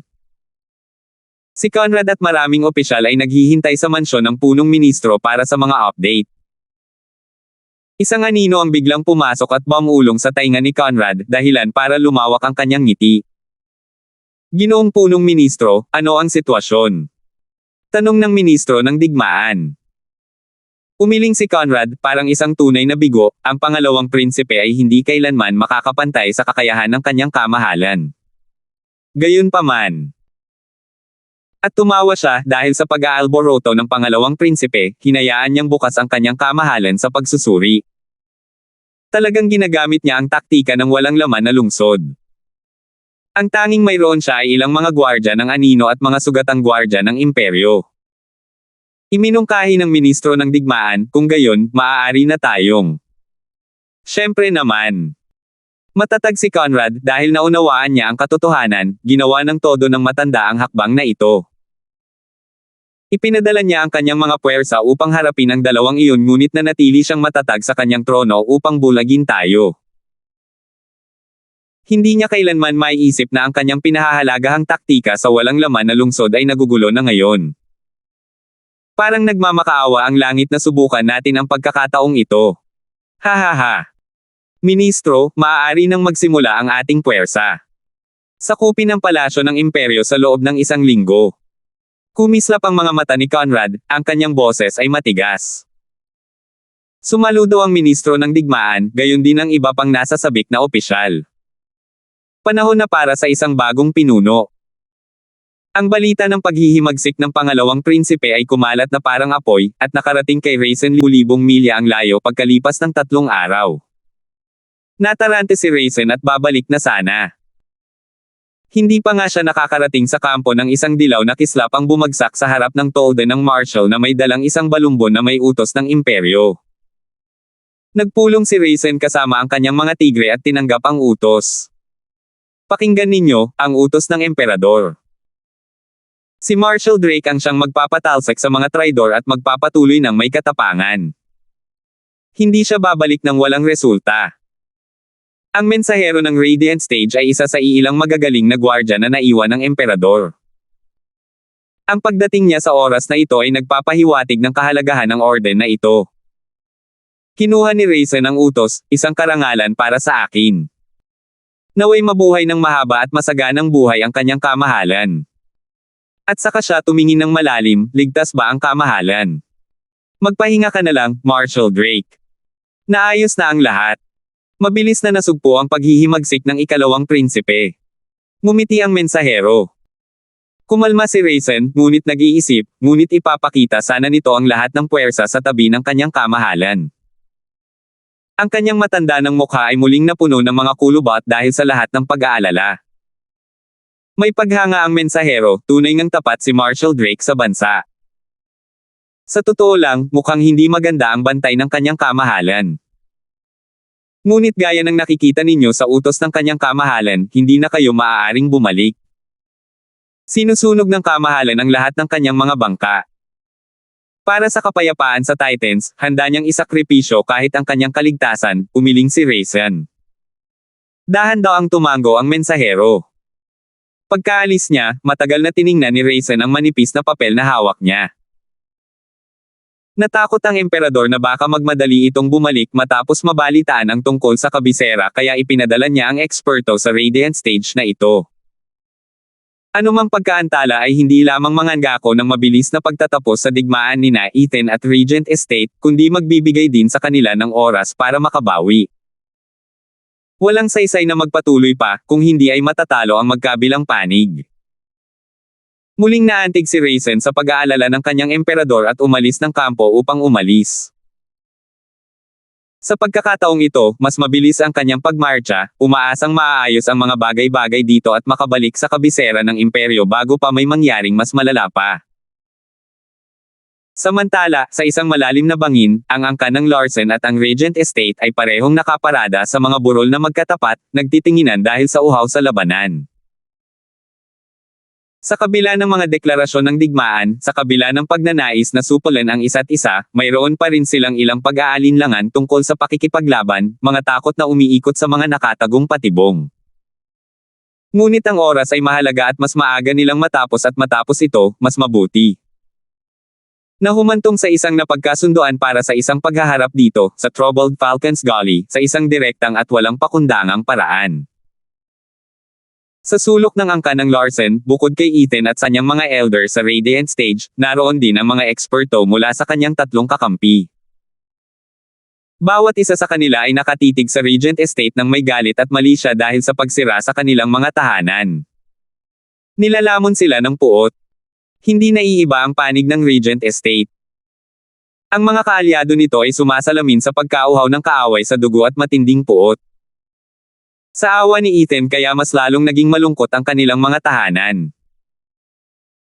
Ang paglapastangan sa kanilang mga ninuno ang siyang dahilan kung bakit lumalabas ang pinakamasamang ugali ng mga tao. Sino ang mag-aakala? Ang kanilang puot kay Ethan ay lumampas sa kaibuturan ng kanilang mga buto sa puntong ito, nasa kanilang DNA na iyon. Wala na silang ibang hinahangad pa kundi ang ilagay si Ethan sa isang piga at pigain siya para sa lahat ng dugong mayroon siya. Ngunit ang ginagawa lang nila nitong mga nakaraang linggo ay sukatin ang kanilang ego sa pamamagitan ng mga titig na nakatitig sa kanila, at walang sinuman sa kanila ang gustong gumawa ng unang hakbang sa madugong digmaang ito. Dagdag pa rito, pinalala pa nito ang puot ng bawat panig at sinusubok ang kanilang unti-unting pagnipis ng pasensya. Iyon lang ang tanging magagawa nila dahil ang mga kaalyado ng bawat panig ay direktang nasa ilalim ng utos ni Ethan o ng Regent Estate. Dahil wala silang karapatang magreklamo, kinailangan lang nilang maghintay ng maghintay pa. Katie wala Kindstone, ilang linggo na tayong nagtitigan. Kailan mo balak umatake? Muling naubos ang pasensya ni Lola at lumapit kay Ethan para hikayatin ito gaya ng madalas niyang ginagawa hanggang ngayon. Tumango ang ibang mga bahay. Gaya ng dati, nakahiga lang si Ethan sa kanyang komportableng deck chair, nakapikit ang kanyang mga mata at mahina ang boses, sige lang, hinihintay pa rin natin ang tamang tiyempo. Pa rin. Hanggang kailan tayo maghihintay, hanggang sa tayo ay maging mga estatwa ng kalayaan. Bulyo ni Peony Overseer. Umuugoy si Ethan sa kanyang upuan. Ganito rin ang nangyayari sa kanto ng Regent Estate.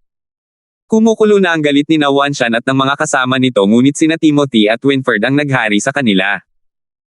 Para silang lahat na punong-puno ng emosyon na walang mailabas na kahit ano. Swoosh! 2 Jade Sleep ang dumating sa mga kampo. Mabilis itong binasa ni Ethan habang ganoon din ang ginawa ni Winfred.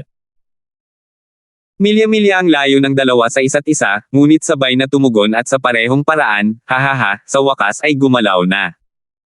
Anong ibig mong sabihin? Tanong ni Lola. Tumayo si Ethan habang natatawa, at sumigaw, ipaalam mo sa mga matatanda. Aatake tayo agad. Ano? Nagulat silang lahat. Sinabi niya lang sa amin na maghintay tapos sa susunod na segundo ay sinasabihan niya kami na umatake. Ano ba talagang nangyari? Gayunpaman, sinimulan nilang lahat ang mga paghahanda para sa digmaan, sabik na mailabas ang palabas at damaloy ang dugo.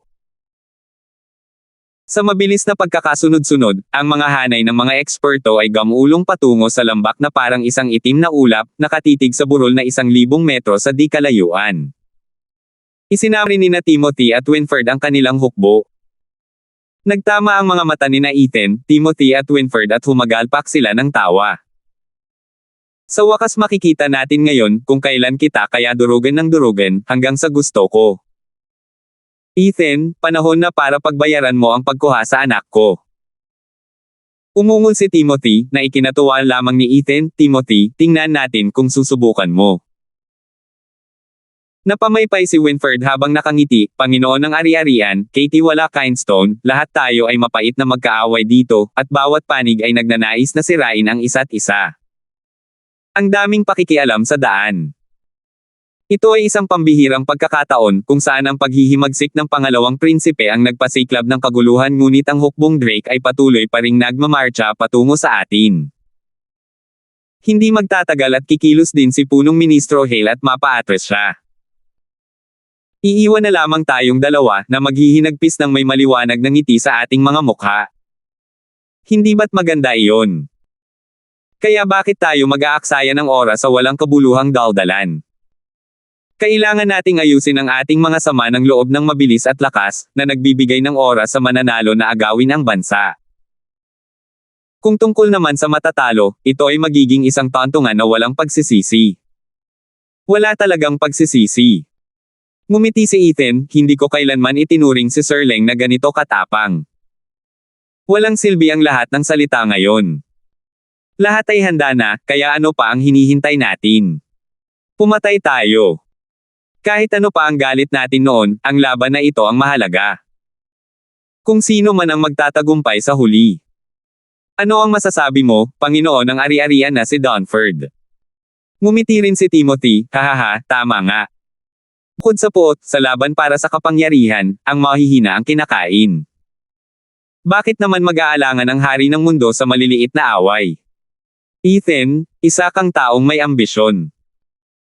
Isang karangalan para sa akin na kalabanan ka ngayon, habang mundo ang nakataya. Hindi na mahalaga ang paghihiganti para sa anak ko. Bakit naman mag-aalangan ang isang taong nakatuon sa mundo sa mga ganitong bagay? Kung gayon, Estate Lord Dunford, pwede bang? Ngumisi si Ethan. Parehong pilit ng ngiti ang hawak ni Timothy habang pareho silang sumisigaw ng, sa digmaan. 443. Niyanig ng mga dagandong ng mga pinuno ang kalangitan at ang mga tainga ng kanilang mga tauhan. Nagsidatingan ang mga kalalakihan mula sa magkabilang panig na parang itim na ulan, mga disipulong tagapagpatigas ng buto. Nagtama ang tingin ng magkabilang panig habang ang alo ng mga lalaki ay dumaan sa kanila at papasok sa mas malalim na bahagi ng lambak. Namula ang mga mata ng mga lalaking ito, nilamon ng kabaliwan habang sumasabog ang kanilang yuan chi. Sandaling-sandali lamang ang kinailangan para iwas-iwas ang kanilang mga sandata at tadteren ng kanilang mga kalaban. Ang buong Troubled Falcons Gully ay punong-puno ng daan-daang libo ng mga tao, nilulunod ang anumang iba pang ingay ng kanilang walang katapusang mga hiyawan para sa dugo at kamatayan. May mga patakaran sa digmaan. Ang mga sundalo ay nakikipaglaban sa mga sundalo, at ang mga general ay nagpapare sa mga general. Dahil ang mga eksperto sa Profound Heaven at mga eksperto sa Radiant Stage ay halos mga makinang pumapatay sa gitna ng mga cultivator ng bone tempering, napagkasunduan ng magkabilang panig na huwag pansinin ang laban ng kanilang mga disipulo. Sa halip, pinili nilang titigan ang kanilang mga kapantay sa cultivation sa kabilang bangin. Sila ang tunay na target. Ang pagpatay sa mga disipulo ng bone tempering ay nagdudulot lamang ng kahihiyan. Masasabing abot hanggang langit ang patayan sa loob ng bangin sa mga disipulo. Habang ang kanilang mga nakatataas ay nasa isang kompetisyon pa rin sa pagtitig sa kanilang likuran. Fred Rin. Tumayo si Mad Dipper Jigo, yumuko sa harap ng mataas na kagalang-galang, hindi natin natapos ang ating huling laban sa kabisera ng imperyo. Dahil sa malaking pagkakataong ito, maglalakas loob ka bang makipaglaban sa akin? Hahaha, Jigo. Ang galing mo naman, walang hiya mong sinasabi sa akin ang mga salitang iyan. Itama mo ako kung mali ako, pero hindi ba't nasa ilalim kita? Tumatawa, lumapit si Fredrin na may balak na lumaban at may mapanghamak na tingin. Ngumisi si Jigo, Humph, nakaraan na ang lahat ng iyan. Ang hinihiling ko lang ay kung maglalakas loob kang lumapit sa akin. Bakit naman ako hindi? Tumalon sa ere si Fredrin patungo sa kanya. Tumawa rin si Jigo habang ginagawa niya iyon. Isang malakas na putok ang sinalubong ng dalawa na nagpalipad sa mga ulap ng 1 milya ang layo. Napakalakas ng kanilang sagupaan kaya't napilitang takpan ng mga Panginoong may lupa sa magkabilang panig ang kanilang mga tainga dahil sa sakit. Tanging ang mga eksperto sa Radiant Stage at ang mga katulad nina Ethan at Timothy ang nanatiling natayo at pinagmamasdan ang kanilang tunggalian. Nagningning si Fredrin ng gininto ang kulay at siyam na imahe ng dragon ang lumitaw sa kanyang tagiliran, ang tugatog ng Imperial Tyrant Body Art. Kumurap-kurap si Jigo sa dilim, nababalot ng isang itim na imahe ng dragon. Ginagamit niya ang kapangyarihan ni Wraith Art para takpan ang sarili. Pareho silang mga eksperto sa Radiant Stage na may mataas na ranggo at sinanay sa sukdulan. Sila ang pinakamaningning na hiyas, pantay ang husay. Ang nag-uudyok na kapangyarihang kumilos dito ang nagpahati sa lambak. Ang isang panig ay nababalot ng isang itim na dragon, na may kidlat na kumakalusko sa daan nito, ang isa naman ay may maluwalhating gininto ang halo at kahangahangang pangangibabaw. Ngunit wala sa kanila ang maaaring manalo sa isa pa, na natigil sa isang patuloy na pagkakatabla. Nang inig ang noo ni Timothy, bumantong hininga, alam ko na ngayon kung bakit sumama si Elderly sa angkan ng Larson. Hindi ko nga kilala ang sining na ito. Pero para sa kanya na makatayo ng matibay laban sa High Venerable, ipinapakita nito kung gaano kalakas ang kapangyarihan nito. Hindi ko maisip kung paano nagkaroon ng ganito kagandang sining ang angkan ng Larson.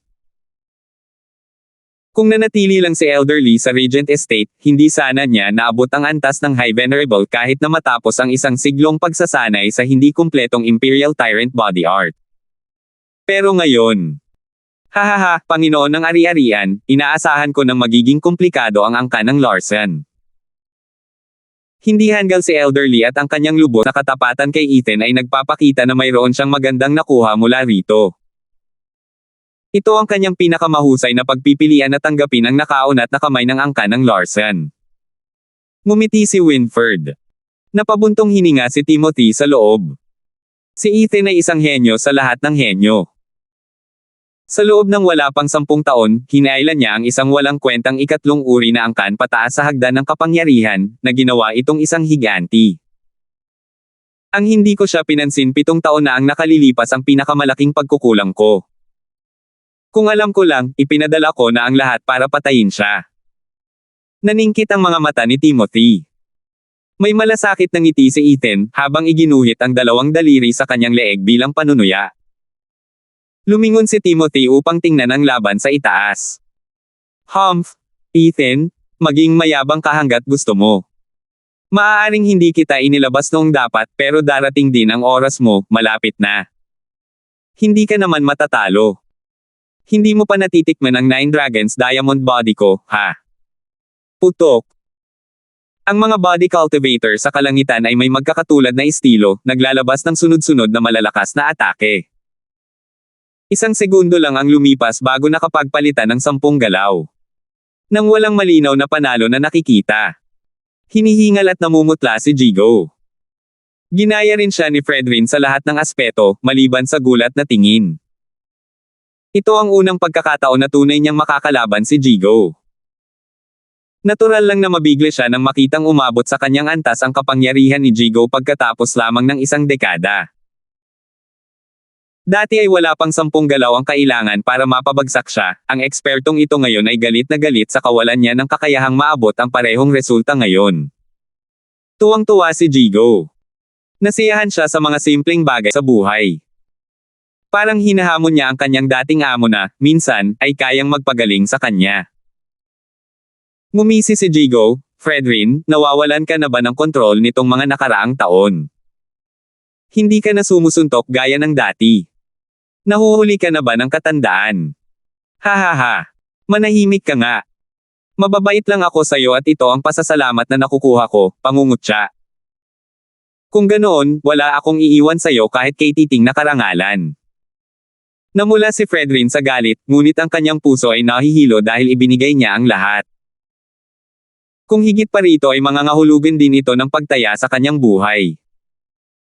Kailangan ba talaga niyang isugal ang pagod at luma niyang mga buto para makatakas dito? Habang nahihirapan siyang magdesisyon, nakapagdesisyon na si Jigo. May isang bagay siyang planong gawin ngayon, ang talunin ang kanyang dating amo. Kapag pinalampas ang pagkakataong ito, tiyak na papatayin siya ni Ethan balang araw. Bilang isang panatiko sa pakikipaglaban, kailangan lang niyang talunin ang lalaking Samire sa kanya ilang taon na ang nakalilipas o hindi niya mapapatawad ang sarili niya. Magkakaroon ito ng karagdagang epekto na makaapekto sa kanyang cultivation. Nagngangalit si Jigo at dumura, Fredrin, kunin mo ito. Sumabog ang itim na aura ni Jigo, pinaputukan si Fredrin habang isang itim na dragon ang nakapalibot sa kanya. Humph! Hindi ba't ito na naman ang soaring demonic dragon? Wala nang mababago pa. Single ni Fredrin na may makintab at gininto ang liwanag sa paligid niya. Ngumiti si Jigo ng nakakatakot at, bago pa man ito bumangga, huminto siya para magbigay ng Senadorias, ikatlong galaw ni Wraith Style, tili ni Necro Dragon. Umungol. Pinunit ng imahe ng itim na dragon ang espasyo sa pagsalakay nito patungo kay Fredrin. Masasabing kahit may Imperial Tyrant body art pa, mahihirapan pa ring pigilan ni Fredrin ang ganitong pagsalakay mula sa napakaikling distansya. At iyon ang katotohanan. Napilitan si Fredrin na hayaan ang kanyang kaluluwa na dumanas ng bigat nito. Ang sugat sa kaluluwa ay nangangahulugan ng pagbaba ng lakas, na isinalin sa pagkatalo. Kung matatalo ang kanyang dating nasasakupan, mabababad sa putik ang pangalan ng mataas na kagalang-galang. Kinagat ni Fredrin ang kanyang dila at dumura ng dugo habang gumagawa ng Senadorias, ika-10 yugto ng Imperial Tyrant Body Art, Imperial Presence. Isang gininto ang liwanag ang bumalot sa kanya habang isang gininto ang dragon ang gumagala sa paligid niya na nakasuot ng selyong hindi mapapasukan ng hangin. Ang ika-10. Sumigaw si Ethan, parang pagpasok iyan sa kategorya ng martial art na may ranggong lupa. May ika-10 yugto ba ang Imperial Tyrant Body Art? Si Timothy ay natigilan, namangha na si Fredrin ay umabot sa ganoong antas. Ang Imperial Tyrant Body Art ay may 9 na yugto, at ang ika-10 yugto ay sabi-sabi lamang. Tanging ang mga ninuno ng Regent Estate 1 milenyo na ang nakalilipas ang makakaabot dito. Si High Venerable ay isang henyo ng kanyang henerasyon, hindi kukulangin sa pinakamatandang batang Panginoon. Kung hindi dahil sa kaluluwa ng dragon na nagtatanggol sa kanya, hindi siya kailanman magiging katapat ng High Venerable. Si High Venerable ay isang tunay na henyo ng milenyo. Papuri ni Winford. Tumango si Timothy. Tumawa si Fredrin sa likod ng ginintoang kurtina. Jigo, nakikita mo ba ito? Ito ang tunay na kapangyarihan ng Imperial Tyrant Body Art, martial at spiritual unity. Pisikal man o kaluluwa ang atake, walang makakasira sa Imperial Presence. Isipin mo ulit. Ngumisi si Jigo, nawala ang kanyang itim na aura kasabay ng pagkakaroon ng isang nakakatakot na kapangyarihan habang itinaas niya ang dalawang daliri, mataas na kagalang-galang, ang tanging paraan para maging totoo ang iyong pagkatalo ay sa pamamagitan ng pagpapabagsak sa iyong pinakamahusay na kakayahan. Umiyak si Ethan, elderly. 444. Isang nakakatakot na alon ang dumaan sa mga daliri ni Jigo. Namula ang kanyang mukha, tumulo ang dugo mula sa kanyang bibig at pamitik ang mga ugat sa kanyang mga braso, handa nang sumabog. Ngunit wala ni isa man doon ang kayang pawiin ang pananabik sa kanyang mukha, inilabas ang bawat onsa ng kapangyarihang mayroon siya. Iyan ang malalim na ranggong martial art, daliri ng kamatayan. Naramdaman ang enerhiya, sigaw ni Johan, simula nang ituro ito sa atin ni Katie wala Kindstone, wala na tayong gaanong oras para magsanay. Pero na-master na ito ng matandang ito. Siya talaga ang Mad Deeper. Tumango si Jillian bilang papuri. Si Ethan lang ang bumantong hininga. Fredrin, subukan mo ito para sa laki.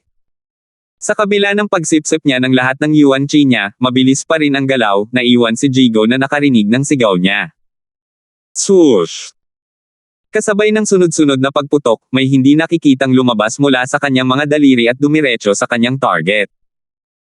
Nagalit ng husto ang gumagala na dragon. Lumaki ito ng 12-dosenang beses at gumanti.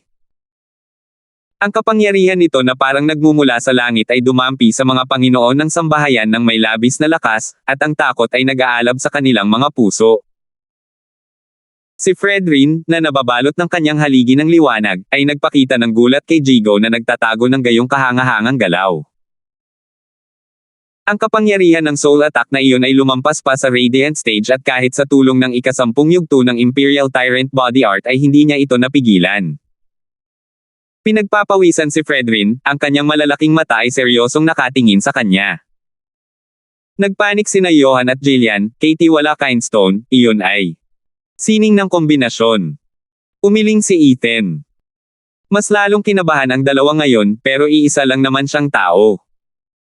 Paano niya nagagawang mag-combination art? Si elderly lang siguro ang makakagawa niyan.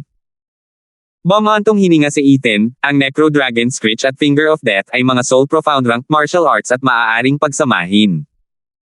Pero para magawa iyon, kailangan itong gawin ng sabay-sabay. Kahit kayong dalawa ay mahihirapan din na makamit ito. Pero dahil kilala ni elderly ang dalawa, hindi na ang pagsasama ang issue rito. Lumalim ang pagkunot ng noo ni Ethan, habang nakatitig sa matandang figure sa itaas, ang iba't ibang martial arts ay nagpapahiwatig na si Yuan Chi ay tumatahak sa iba't ibang landas sa pamamagitan ng meridian ng isang tao. Kapag naglunsad ka ng isang pag-atake, palaging may paghinto bago ang susunod. Natatakot ako, ginawa ni elderly ang lahat ng paraan, pinakawalan ang mga sining ng halos eksaktong sabay. Ito ay isinasalin bilang mga sirang meridian mula sa nagbabanggang daloy ng Yuan Chi at ikaw ay magiging baldado. Maaaring nakamit ito ni elderly, ngunit ang kanyang katawan ay tapos na. Ano, elderly? Bumagsak ang mukha ng magkasintahan, humarap kay Jigo. Bumababa ang kanyang kapangyarihan matapos niyang ilabas ang dalawang sining. Elderly, bakit mo kinailangang sumugal ng ganito kalayo? Malakas si Fredrin, pero hindi naman siya matatalo. Walang puot sa pagitan ninyong dalawa kaya bakit mo kailangang pagbayaran ang kasukdulan ng halaga? Galit na galit sina Ethan at ang mag-asawang may kapangyarihan. Hindi ito sitwasyon ng pagpatay o pagiging papatay. Binunot ni Troy Graham ang kanyang espada, lumapit sa kanila at ngumiti sa figure sa itaas. Ethan, hindi mo naiintindihan ang puso ng isang panatiko sa pakikipaglaban. Kung hindi mo malalampasan ang isang kalaban na kilala mo, mag-iiwan ito sa iyo ng pagsisisi. Ngayon ang araw na ito kung kailan aayusin ng dalawang panig ang kanilang mga hindi pagkakasundo ng tuluyan. Kung mabibigo tayo, mamamatay tayo. Kung mananalo tayo, papatayin natin sila. Gamit ang iyong lakas, malamang na mamamatay si Fredrin sa iyong mga kamay, isang bagay na hindi mapipigilan ni Elder Lee. Nangangahulugan ito na ang kanyang huling pagkakataon upang labanan ang kanyang kaaway. Dapat niyang talunin ang kanyang kalaban sa anumang paraan na kinakailangan. Ito ang kagustuhan at kaluwalhatian ng isang panatiko sa pakikipaglaban. Nagsasalita na parang isang tunay na panatiko sa pakikipaglaban. Pinanood ng mga tao si Elder Lee na hingal habang patuloy na umaagos ang dugo mula sa kanya. Pero ang mga mata niya ay puno ng saya, at ang lapad ng ngiti niya. Napakahirap intindihin ang iniisip ng isang panatiko sa pakikipaglaban. Sa aking pananaw, ang panalo ang pinakamahalaga. Ngunit ang manalo kapalit ng sarili mong buhay ay lubhang hindi nararapat. Umiling si Ethan, ngunit ngumiti, "Kumanda kayo, tayo na ang susunod." Ang iba ay may nagliliyab na apoy sa kanilang mga mata. Sa wakas ay bumangga ang ngayoy malaking itim na imahe ng dragon sa itaas sa gininto ang haligi. Boom! Ang nagresultang pagsabog ay parang kasunod ng isang bomba. Nayanig ang haligi dahil sa malakas na pagtama, at unti-unting nabibitak. Sa isang iglap, ito ay nagiba at naging mga kislap ng liwanag. Habang ang itim na dragon ay walang humpay sa paghabol kay Fredrin. Boom! Pakiramdam ni Fredrin ay sumabog ang kanyang utak at isang napakatinding sakit ang bumalot sa kanyang puso. Dumura ng dugo, inihampas niya ang lupa, ang kanyang kaluluwa ay nasa kritikal na kalagayan. Habang nanatili ang kanyang mahinang kamalayan, tumalon siya patungo sa Regent Estate. Alam niyang natalo siya sa laban na ito. Ang pagtayo ng mas matagal dito ay mangangahulugan lamang ng kamatayan. Naalala ni Fredrin ang kanyang maluwalhating pangalan bilang mataas na kagalang-galang ng Regent Estate at dinamdam niya ang kalungkutan. Ang katotohanang nawala niya ang lahat sa isang iglap ay nagpalungkot sa matandang puso ng lolo na ito. Matandang Lee, babawiin kita sa susunod. Walang oras si Jigo para maghintay ng ganoon katagal. Ang kanyang kawawang katawan ay lampas na sa puntong wala nang balikan. Kailangan niyang tuparin ang kanyang hiling, anuman ang kapalit. Muling sumabog ang kadiliman mula kay Jigo, ngunit gayon din ang dugo. Tiniis niya ang sakit habang tumatalon kay Fredrin, "Hahaha, mataas na kagalang-galang, ayusin na natin ang ating mga sama ng loob." Ang unang galaw ni Wraith Style, Soaring Demonic Dragon. "Wala kaming anumang sama ng loob. Ikaw ang may matinding hangarin na ituloy ito hanggang dito." Nakita ni Fredrin ang itim na figure na humahabol sa kanya at siya ay natigilan at naguluhan. Napansin niya ang kakaibang sitwasyon ni Jigo. "Dapat nilaan mo muna ang mga sugat mo. Wala tayong galit. Kaya tigilan mo na ang pagpilit sa sarili mong sunduin ako, ha?" Gustong umiyak ni Fredrin, hindi niya maintindihan ang lahat. Hindi niya maiisip na si Jigo ay kumikilos gamit ang mas simpleng mga motibasyon, ang patayin siya gamit ang sarili niyang dalawang kamay. Mataas na kagalang-galang. Bumaril si Timothy, nagdulot ng kagalakan sa mga mata ni Fredrin, Estate Lord. Kumislap ng ginintuan ang mga mata ni Ethan sa saktong oras, na nagpaantala sa napapanahong pagtulong ni Timothy. "Ethan." Si Timothy ay nagngangalit ang kanyang mga ngipin. Ngumisi si Ethan, "Kakampi ko si Elder Lee at igagalang ko ang anumang desisyon niya. Hindi ka pupunta kahit saan. Tingnan natin yan." Ang kanang kamay ni Timothy ay nabalot ng isang gininto ang imahe ng dragon sa loob ng isang segundo bago naging isang kaliskis na kuko at umatake. Sumipol sa ere ang matatalas na kuko. Pagbabagong anyo, kuko ng dragon ng lupa. Alam na alam niya ang galaw na ito, dahil alam din niya, dahil sa sarili niyang kaluluwa ng dragon. Kaya tumugon si Ethan ng parehong barya. Kumalabog. Ang sagupaan ay nagresulta sa mga tili na nagpangataw sa tainga ng iba. Naghiwalay ang dalawa, at nakitang patas ang alitan. Ngumiti si Ethan, kaya pala nagsanay kagamit ang Nine Dragons Diamond Body. Pero hindi lang iyon ang kayang gawin ng isang maalamat na Earth-ranked martial art, di ba? Hahaha, Ethan, lahat ng ito ay salamat sa body root na nakuha mo para sa amin. Pero hindi ako magiging magaan ang loob ko sa iyo. Nakatakda kang mamatay ngayon. Ganoon ba? Tumawa si Ethan, na sinundan ng isang mapang uyam ng ngiti. 445. Panginoon ng ari-arian, iligtas mo ako. Nang makita ang baliw na si Jigo na mabilis na papalapit, nilunok ni Fredrin ang kanyang pagmamataas at nagmakaawa para sa tulong. Ngunit dahil sina Timothy at Ethan ang nagtango, naantala ang pagtanggap ng tulong. Para matapos ang labanang ito, ang kailangan lang gawin ni Timothy ay durugin si Ethan. At dahil nasa harap niya ang target, ang tagumpay ay hindi kayang ipagmalaki ng buhay ng isang mataas na kagalang-galang. Tiyak na masasabi, ang paghingi ng tulong ng mataas na kagalang-galang ay hindi nasagot. May nakahanda ng mga posibleng pangyayari si Winford para sa posibilidad na ito, kaya naman hinihikayat niya ang iba na lumipat na. Hinaranggan ni Ethan ang estate lord, pero paano naman ang iba? 12 ng mga Radiant Stage Cultivator at mga eksperto sa Profound Heaven ang bumaril kay Fredrin. Mas mabilis pa ang mahigit 20 venerable ng Regent Estate. Kahit sino ay magpanik kapag ang buhay ng kanilang amo ang nakataya. Gumalaw si Ethan nang makita ang mga tao at hamarang si Timothy para harangan siya. Tumawa si Ethan, hindi man lang ito pinansin. Whoosh! Ang iba naman ang hahawak sa Radiant Stage Rescue Party, huwag mag-alala. Ang mag-asawang may kapangyarihan at ang 4 na palihim na demonyo, kasama ang ilang eksperto sa Radiant Stage mula sa kanilang 3 kakampi, ang pumasok. Habang ang pangkat ni Wansha ng mga eksperto sa Profound Heaven ay nakaharap sa pangkat ni Lola. Plano at utos iyon ni Ethan. Walang dapat makialam sa laban ni Elderly. Pinagmasdan ni Winford ang bagong larangan ng digmaan at bumaantong hininga, anuman ang maging resulta ng labanan ngayon, ang buhay ng mataas na kagalang-galang ay mawawala.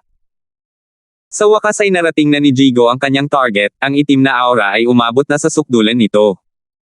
Namutla si Fredrin. Habang ang rescue team ay nasa batis, siya na lamang ang naiwan para ipagtanggol ang sarili. Sumisigaw, muli siyang nagningning na parang ginto, uungal, Jigo, huwag mo akong subukan o lalabanan kita hanggang kamatayan. Hahaha, iyon ang gusto ko. Naging itim na dragon si Jigo nang mauna ito. Boom! Nagbanggaan ang itim at gininto ang liwanag, nayanig ang mundo sa kanilang paligid at napukaw ang atensyon ng maraming tao. Habang humuhupa ang alikabok at pumapailan lang ang usok, lumitaw ang mga dagwang figure.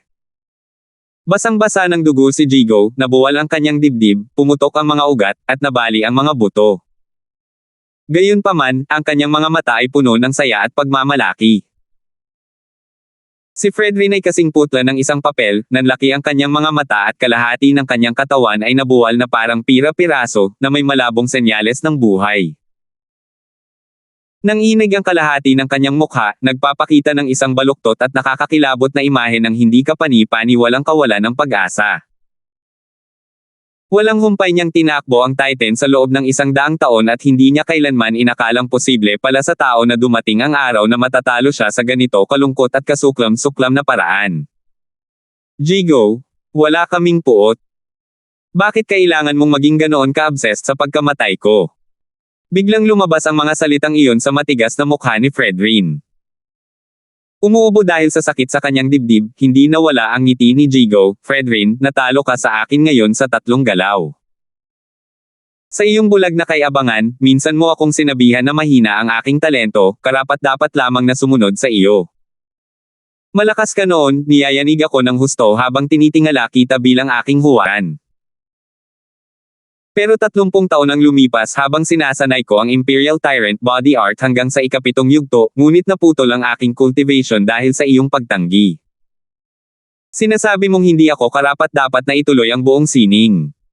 Nang makipagtalo ako, binugbog mo ako sa isang suntok. Pagkatapos ay sinabi mong naabot ko na ang aking limitasyon, at kahit anong paraan ng cultivation ang aking sanayin, masasayang lang ang lahat ng iyon sa akin at hindi ako karapat-dapat na sumunod sa iyo. Simula noon, isa na lamang akong panauhing venerable, isang tagalaba sa inyong bilog ng venerable. At dahil nakikita ko ang mga walang kwentang Regent Estate Venerable na nagsasanay sa ganap na pamamaraan ng paglilinang, hindi ko ito matatanggap. Lalo pa noong sinabi mong naabot ko na ang aking limitasyon. Hindi ko kailanman hinahangad na maging tagalabas. Mula noon, ikaw na ang lagi kong karibal at nangako ako sa aking sarili na tatalunin kita balang araw. Dumating na ang araw na iyon, hahaha. Sumirit ang dugo ni Jigo. Parang gusto nang umiyak ni Fredrin. Jigo, ikaw na makitid ang isip na hanggal, hanggang ngayon mo pa rin ba pinanghahawakan ang walang kwentang pangyayaring iyon? Para sa iyo ay maaaring walang saysay ito, ngunit para sa akin ay hindi ito malilimutan. Ang aking landas ay walang katapusan at walang sino man ang makakapagsabi ng iba, kahit ikaw, sigaw ni Jigo sa gitna ng sakit. Bumantong hininga si Fredrin, pagkamali ko yan, aking. Pumikit ang kanyang mga mata, kumaibot ang kanyang mukha at nakahinga ng maluwag. Binitawan na niya ang lahat ng puot at nakahanap ng kapayapaan. Nagpakita si Jigo isang may kumpiyansang ngiti. Ang mataas na kagalang-galang na si Fredrin ay isang lalaking inuuna ang karangalan higit sa lahat, ngunit inamin niya sa huli na mali siya tungkol kay Jigo. Dahil natalo siya ni Jigo, iyon din ay sa loob ng wala pang 10 galaw. Malayo pa sa katapusan ang cultivation ni Jigo. Ako, nanalo, ipinikit ni Jigo ang kanyang mga mata at bumagsak. Lumitaw si Troy sa tabi niya, tinulungan siyang makatayo. Nakahinga lang siya nang maluwag nang maramdaman ang kanyang paghinga. Bilang isang kapwa panatiko sa pakikipaglaban, ang matigas ang ulo na si Jigo ay isang pangunahing halimbawa. Umaasa siyang balang araw ay matatalo niya ang sarili niyang karibal. Kumislap ang mga mata ni Troy habang nakatingin kay Ethan, sumisigaw, Ethan, maayos lang si Elderly. Nawalan lang siya ng malay dahil sa mga sugat. Inalis ni Troy si Jigo. Nakahinga ng maluwag si Ethan, ngunit natigilan siya sa itsura ni Troy. Bakit parang kaaway ang tingin niya sa akin? Hindi ba't magkakampi tayo? Ngumiti ng malungkot si Ethan at humarap kay Timothy, natapos na ang laban nina Elderly at Fredrin.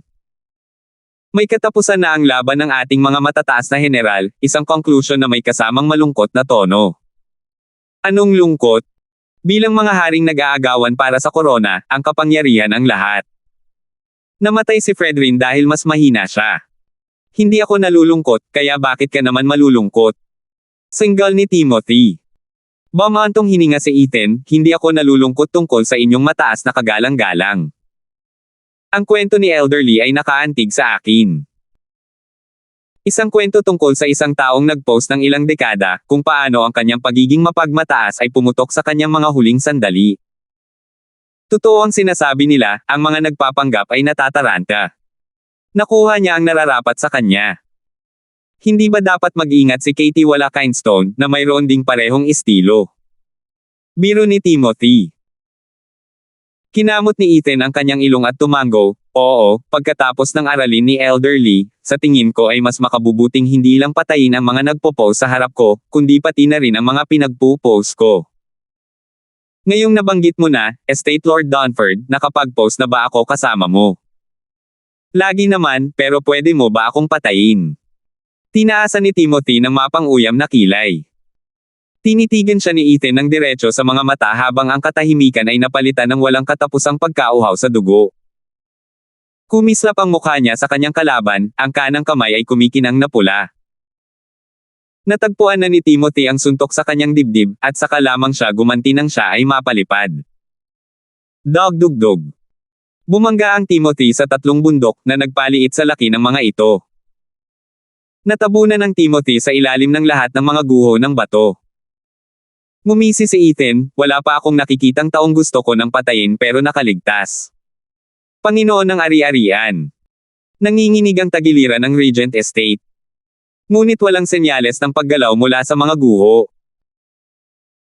Nang magsimulang maniwala ang lahat na napatay niya ito sa isang suntok lang, isang nakakaklabot na tawa ang narinig, Hi, Ethan, iyon lang ba ang kaya mong lakas na suntok? Walang ekspresyong sabi ni Ethan, tama na, ang 9 Dragons Diamond Body ay hindi lang basta magarbong pangalan. Simulan na natin ang ating laban, hari laban sa hari. Salamat po at sinamahan ninyo ako, ingat lagi mga master.